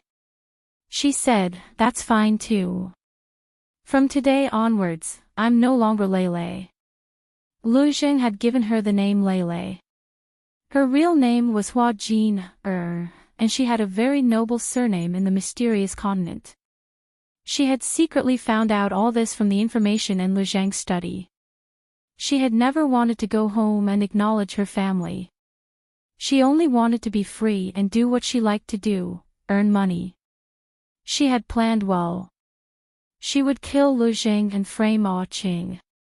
Not only would she obtain Lu Zheng's wealth, but she would also be in charge of the Lubei Chamber of Commerce. Unfortunately, everything had gone down the drain. She turned to look at Hua Jin and said seriously, "Jin, seeing that I've been reborn and want to be a new person, let's call it quits, okay?" All these years, Hua Jin had owed more than 100 million yuan. If anyone else heard this, they would definitely fly into a rage. However, Hua Jin was incomparably calm. She said, "Hua Jin, you still have Lu Xiaoyao. If you don't pay up, I'll kill Lu Xiaoyao's courtesan." Lu Xiaoyao was a brothel that Leilei had privately opened, and Lu Xiaoyao's courtesan was Hua Jin herself. Hua Jin was very clear about this. Hua Jin's expression froze. After a while, she forced a smile. "I was just joking. Don't take it seriously. It's only right and proper to repay a debt. Come, let's go to Lu Xiaoyao. I'll sell myself and pay you back." That night, Hua Jin took Hua Jin and Hua Jin to hide safely in Lu Xiaoyao. Reality proved that Hua Jin's words were always 30% true and 70% false. Hua Jin's harsh words to her were all false. After Hua Jin returned to Lu Xiaoyao, she ignored countless people who wanted to buy the courtesan knight. Hua Jin also didn't ask her to pay up. Hua Jin spent half a month seducing a big shot. She said excitedly to Hua Jin, "Jin, that idiot Ah Qing still can't find me. I've decided to find him first. This time, you don't have to do anything. You can rest on the side." Rest on the side. Why did these words sound so unpleasant? Hua Jin's face darkened. Hua Jin quickly changed her words. No, you can watch the show. Watch the show.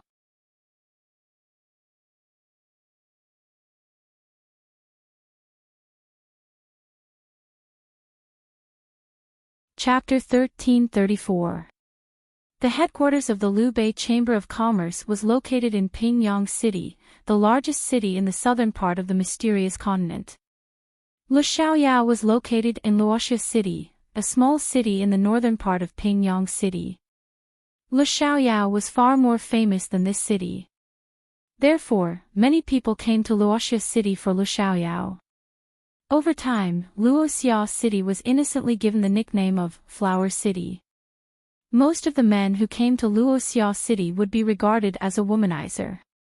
All of this was due to Shang'er. Women had a better eye for women than men.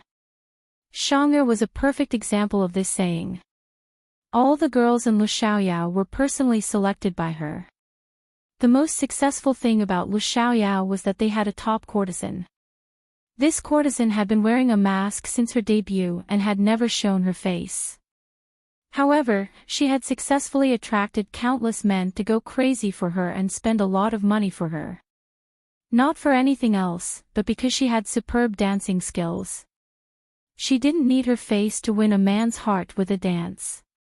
That night, Luoxiao held an auction party called Fated Encounter. He wanted to auction off the real face of the top courtesan in the building. Whoever won the auction would be able to see the true face of the courtesan. At this time, Luoxiao's round hall was full of people. It was hard to get a ticket for the 10 rows, and the seats at the back also cost money.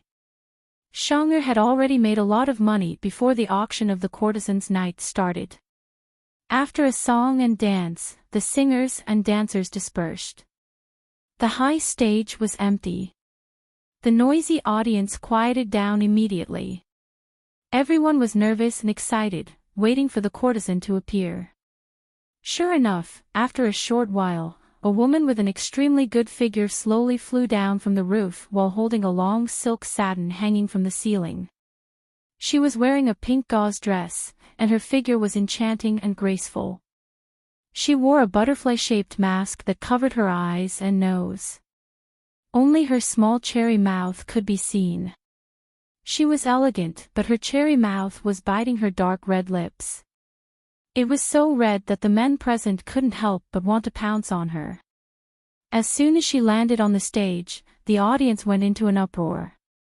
Whistles rose and fell one after another, and many men even directly shouted out their love. Since they had come to a brothel, there would naturally be no men hiding their true colors. Almost all the men present revealed their true colors. However, there was a young master in the front row who only glanced at Hua Kuei before continuing to drink. He seemed to have come for the wine, not the woman. He was naturally Ning Qing. Hua Kuei didn't say anything.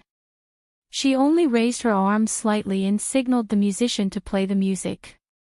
As the sound of the zither rang out, everyone present consciously quieted down, and courtesan Yi began to dance.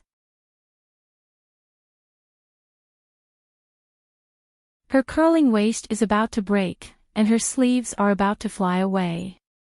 The mist is light and red, and the wind is like a purple rose. Everyone was mesmerized by the scene.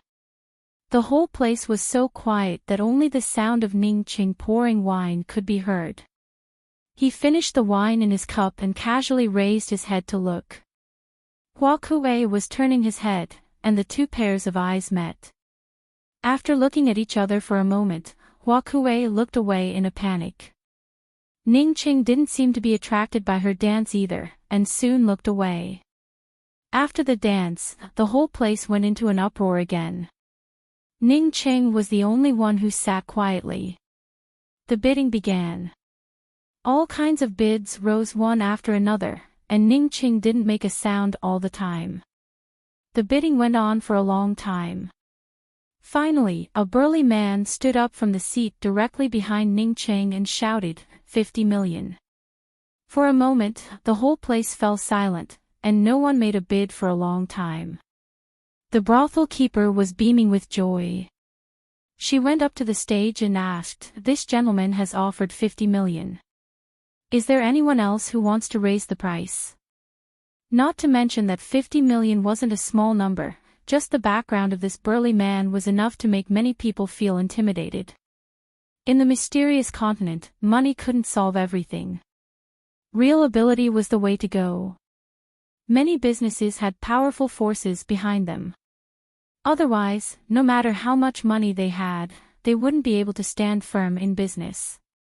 This burly man was none other than Ba Tu, one of the 3 generals under Miss Han of the Wolf sect. As soon as he stood up, several people who could afford to raise the price shrank back. Therefore, Hua Kuei's fate was won by Ba Tu at the sky-high price of 50 million. Hua Kuei went back first.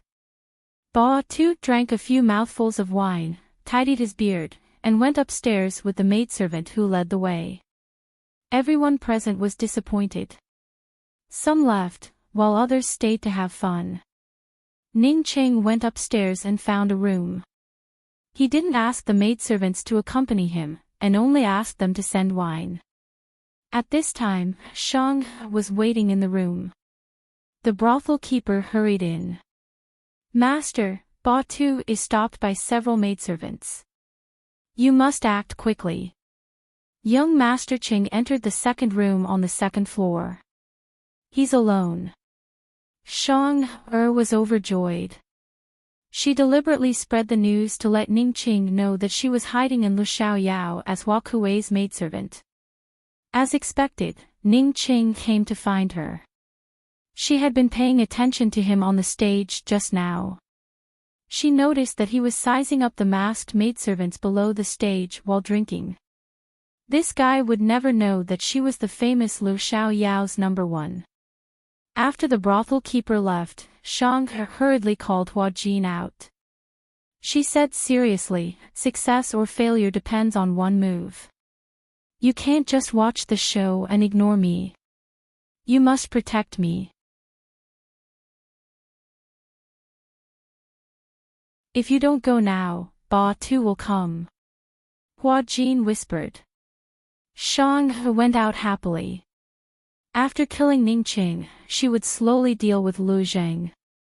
Ning Qing waited in the room, but the wine was still not delivered. Just as he was about to call for someone, the door was pushed open. He was quite surprised that it was Hua Kuei who walked in and not the maidservant who delivered the wine. "Young master, the snow maiden red you asked for is here." Under the mask, Shang-er's smile was especially beautiful.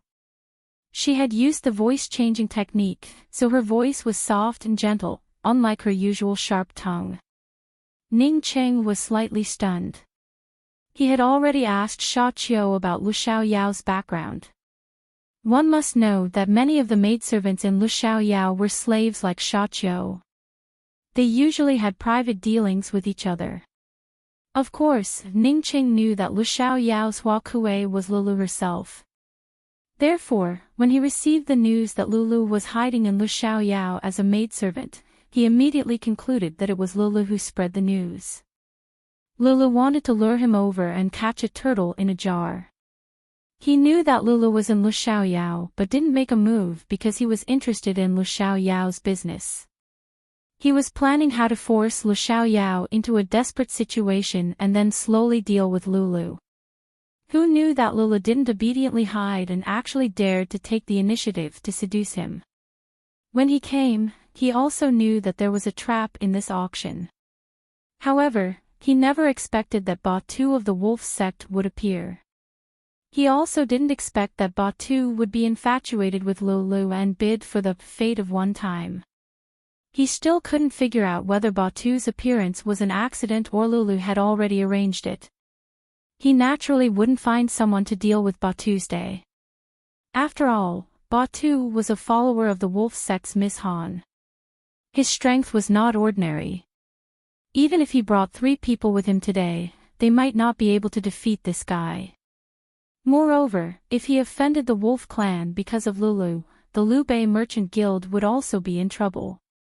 He had already given up. He just wanted to sit for a while and observe the situation. He wanted to find out what the relationship between Ba Tu and Lulu was. He didn't expect that Lulu would come to him at this time. At this time, she should be serving Ba Tuesday. Ning Qing seemed to understand something and suddenly laughed. Shang-er was puzzled. Although she felt a little uneasy, she still calmed down and asked, "Young master, what are you laughing at? This servant came personally to deliver the wine, could it be that you don't like it?" She had already arranged for Ba Tu to be in her room. If they couldn't find him, the procuress would bring Ba Tu here. In a moment, she would hug Ning Qing. Ba Tu would naturally misunderstand and spare Ning Qing. She dared to guarantee that with Ba Tu's fiery temper, Ning Qing would undoubtedly die. Shang He approached and was about to sit down when Ning Qing suddenly pulled her into his arms and encircled her. He asked, "Miss, you've come to the wrong door. I can't fork out 50 million taels of silver. I wasn't the one who bid just now." At this point, Shang He's state of mind felt more and more uneasy. However, Ning Qing continued, "How about this? Call your maidservants over and I'll let you go. How about it?" Shang He was delighted, secretly laughing that this big idiot was indeed here for her. She said, "If young master doesn't let go of me, how can I call them over?" Ning Qing said, "Since you've come to the wrong door, there's no harm in accompanying me for a while." As he spoke, his large hand moved towards Shang He's thigh. Shang He's eyes narrowed as she thought to herself, Shakyu was right. This guy looks like he's not interested in women, but he's actually a big pervert. She pretended to be timid and said softly, "Young master, don't be like this, don't." Ning Qing ignored her. His large hand covered her thigh, caressing down inch by inch. Shang He resisted while secretly laughing. It was better for Ah Ching to take the initiative. If Ba Tu saw this later, he would definitely be angrier than she expected. The angrier Ba Tu was, the faster Ah Ching would die. Unexpectedly, Ning Qing suddenly pulled out a well-hidden dagger from her calf. He opened the dagger and casually raised it, cutting through her butterfly-shaped mask. Heavens! Shang He only just realized that this guy knew martial arts, and his martial arts weren't bad at all. "Lele, your godfather misses you. Let's go." Before Shang He could react, Ning Qing knocked her out with a palm strike.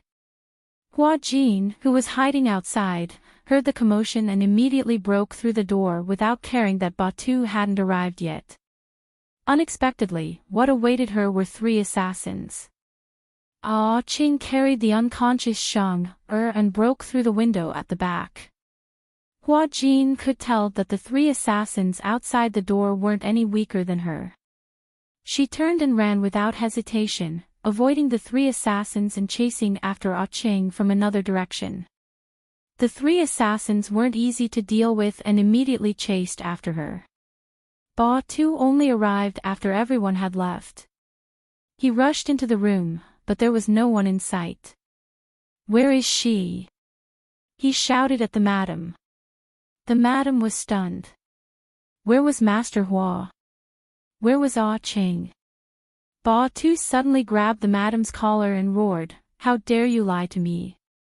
Hand him over, or I'll burn Lu Xiaoyao to ashes." The madam naturally didn't dare to tell the truth, but she couldn't find Master Hua anywhere. Thus, both the madam and Lu Xiaoyao met with tragedy. Hua Jin was entangled by the 3 assassins and couldn't catch up with Ah Ching.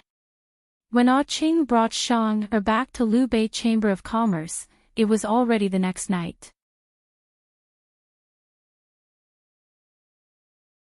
When Shang He woke up, the first thing she saw was Ah Ching guarding the bed. She looked around and found herself in Liu Bei Chamber of Commerce's boudoir. Although she was panicking, she still forced a smile and said with a chuckle, "Ah Ching, I thought you'd already handed me over to my godfather. Why, you can't bear to."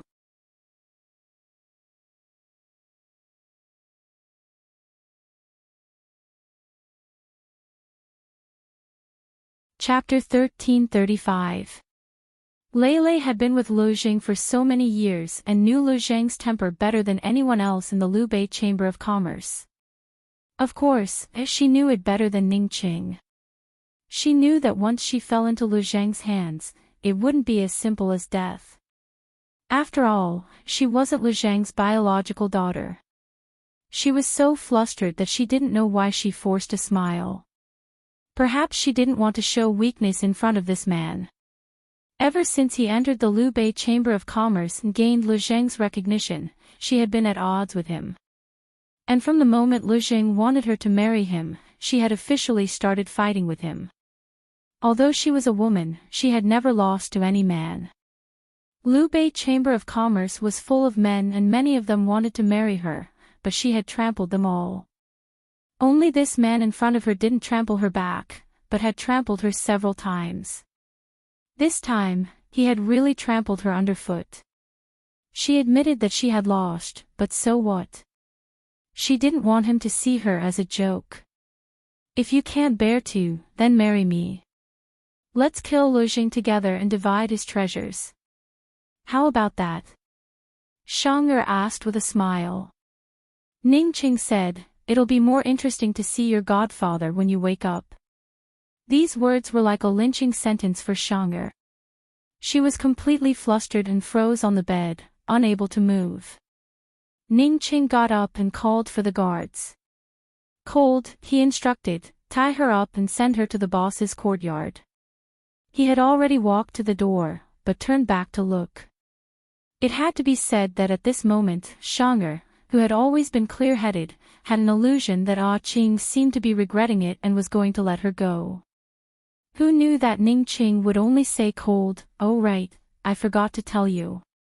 Le Xiaoyao was burned by Ba Tuesday. Your assassin is surrounded by many people and probably won't be able to make it." After Ning Qing finished speaking, he turned and left without hesitation. Shang'er was stunned and lost all her strength. When Shang'er was escorted to Lu Zheng's room by the guards, she saw Ah Qing standing by the door, playing with two specially shaped keys in his hands. She had already lost all her strength, but seeing this scene, she burned with anger and all her strength came back. She wanted to pounce on Ah Qing and bite him. Despicable. Damn it. The guards threw her to the ground. After a while, Lu Jing finally walked out. Shang'er lowered her head, not daring to look at him. She knew that at this time, she could only be obedient. Otherwise, she would die even more miserably. Lu Jing was as silent as he had been that night.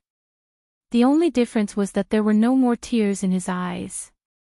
He looked down at Shang'er and asked coldly, "Why?" Shang'er remained silent. "Lele, hasn't old man treated you well enough? Old man can give you everything you want. Why are you doing this?" Lu Jing said angrily.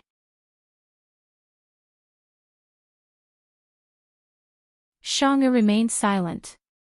Lu Jing suddenly walked over and ruthlessly kicked her shoulder, causing her to fall to the ground. Ungrateful bastard. After so many years, the old man might as well raise a dog. Finally, this guy completely infuriated Shang'er. She raised her head and said word by word, "Boss Lu, adopting a child that you abducted is not called kindness, it's called hypocrisy." Lu Jing was shocked. "Lele, I'm not called Lele. I'm called Shang'er." Shang'er said angrily, "I've seen all your slave contracts." Lu Jing looked at Shang'er, his eyes ferocious. He was silent for a long time before he finally said, "Then, you deserve to die." A complicated look flashed past Ning Cheng's eyes. Just as he was about to speak, Lu Jing said, "Steward Ma, I'll leave it to you." Shang'er was shocked. In an instant, cold sweat broke out and drenched her back. Steward Ma was a notorious lecher in Liu Bei Chamber of Commerce. Any female death row prisoner who fell into his hands would be humiliated. "No," Shang'er subconsciously looked at Ning Qing. Her beautiful phoenix eyes were filled with fear and pleading. Yes. She hated him the most. But at this moment, she was begging him. She was begging him silently. She could only beg him. Ning Qing looked at her for a moment before he heartlessly looked away. Shang'er's eyes immediately turned red. She didn't know why, but she suddenly didn't panic. Instead, she felt terrible. Her heart felt like it was being pressed down by something. It was so uncomfortable that she couldn't breathe. It was as if she couldn't accept it, and as if she was disappointed. Steward Ma was overjoyed. If not for Lu Zhang's emotions, he would have laughed out loud. Never in his wildest dreams did he think that he would one day get Miss Lo. He could laugh even in his wildest dreams. Master, don't worry. Those who betray you, I will make sure they suffer a fate worse than death. Steward Ma strode forward, lifted Shang'er onto his shoulder and took her away. Shang'er looked up and saw Lu Xing turning to enter the house. She also saw Qing following him in. She never cried. Even if it was an act, she wouldn't shed tears. But as soon as she saw Ning Cheng's figure disappear behind the door, bean-sized tears fell from her eyes without a sound. Ning Cheng stayed in Lu Zheng's room for a long time before he came out. He slowly left Lu Zheng's courtyard, but the moment he stepped out of the courtyard, he ran towards Steward Ma's house. With a loud bang, he kicked open Steward Ma's door. He saw Shang'er wrapped in the bedding like a frightened little beast, curled up in the bed.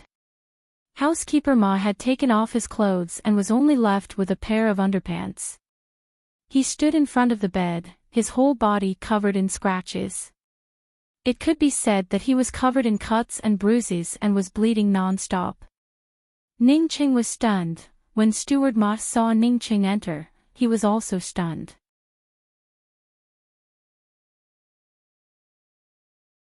Ning Qing immediately closed the door. Seeing this, Steward Ma was even more puzzled. Master Qing, do you have something else? Ning Qing said, looks like a little wild cat. It's not easy to tame. Steward Ma was a smart person. When he heard Ning Cheng's words, he more or less guessed what Ning Qing meant. He quickly put on his clothes and said with a smile, Master Qing, it's too fierce.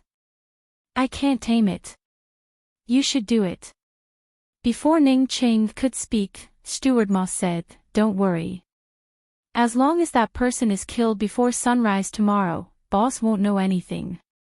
Ning Qing casually threw a key to Steward Ma and said in a low voice, half of Liu Bei's silver is yours. Steward Ma was overwhelmed by the favor and didn't know what to say for a moment. He practically snatched the keys away from her. This action let Ning Qing know that his judgment was right. If he wanted to completely bribe this Steward Ma, it would definitely be dangerous if he didn't put in a lot of effort. Steward Ma neatly dressed himself and went out. Meanwhile, Shang'er, who had witnessed the transaction, was still curled up motionlessly with a face full of fear.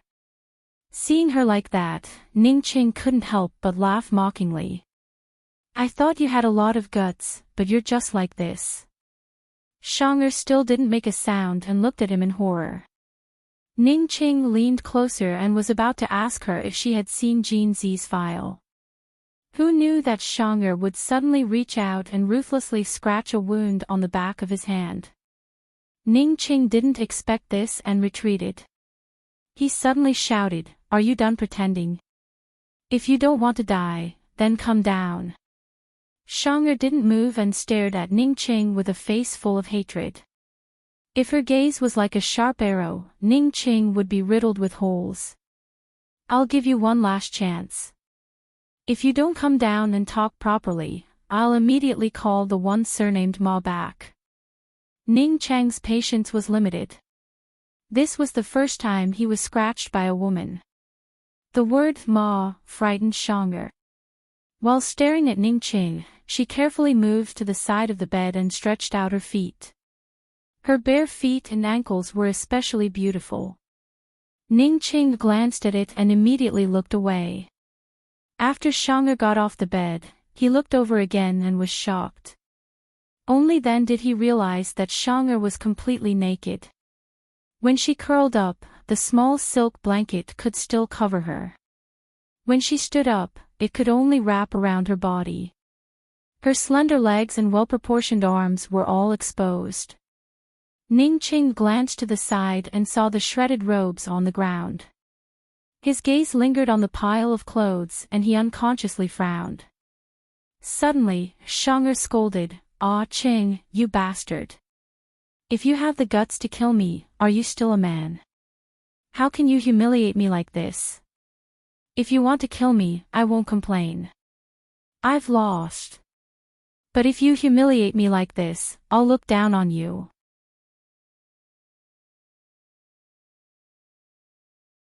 Ning Cheng turned to look and saw that Shang'er's face was already covered in tears. He was in a daze and suddenly turned to leave. Shang'er didn't dare to go out and could only wait. She sat for a while and rummaged through the drawers to find clothes. She found Butler Ma's clothes and changed into them. She sat on the bed and waited for Ning Cheng.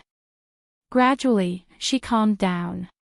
She couldn't help but wonder what would have happened if Ning Cheng had been a step too late.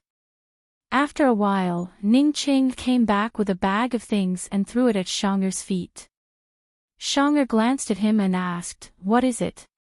Ning Cheng didn't say anything, so Shang'er kicked it open.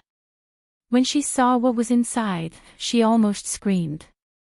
That was Butler Ma's head. Ning Cheng lowered his head and was silent. He said mildly, "Sorry, I'm late. You can go." Shang'er stood up and looked at Ning Cheng and then at the head on the ground. She suddenly understood and exclaimed, "Hey! You. Go. We'll call it even in the future," Ning Cheng said coldly. Shang'er rushed in front of him and pushed him, saying loudly, "I'm innocent. I wasn't. I'm innocent. You, do you understand?" She didn't know how to explain. Did this guy misunderstand that Butler Ma had really done something to her, so he chopped off Butler Ma's head as an apology? Ning Cheng had indeed misunderstood. He wanted to kill Shang'er, but he didn't want to humiliate a woman like this. He couldn't approve of Lu Zhang's way of doing things. He wanted to save Shang'er from Butler Ma so that he could threaten her to reveal Jin Zi's identity. Since she had seen his identity, she must have seen Jin Zi. He didn't expect Butler Ma to act so quickly. He had to admit that when he misunderstood that Shang'er was being bullied, he was at a loss. Now, he looked at Shang'er and finally realized his impulsiveness. He would be in trouble if he killed Butler Ma. Shang'er looked at Ning Cheng in disbelief and muttered, "Ah Cheng, tsk, I didn't expect you to be a good person." Ning Cheng came back to his senses and exhaled. He couldn't be bothered to explain further and said coldly, "Let me ask you a question." Shang'er smiled. Her tears were still wet, but she smiled brightly and said, "I'll answer you if you promise to let me go." You're tuning into the LoveLore Library YouTube channel. We're so grateful for your support and don't forget to subscribe to join us on this incredible journey through captivating stories. Your generosity through donations truly makes a world of difference, as it's the primary source of revenue that allows me to expand and enhance this channel for you. Thank you from the bottom of my heart for being a part of this adventure.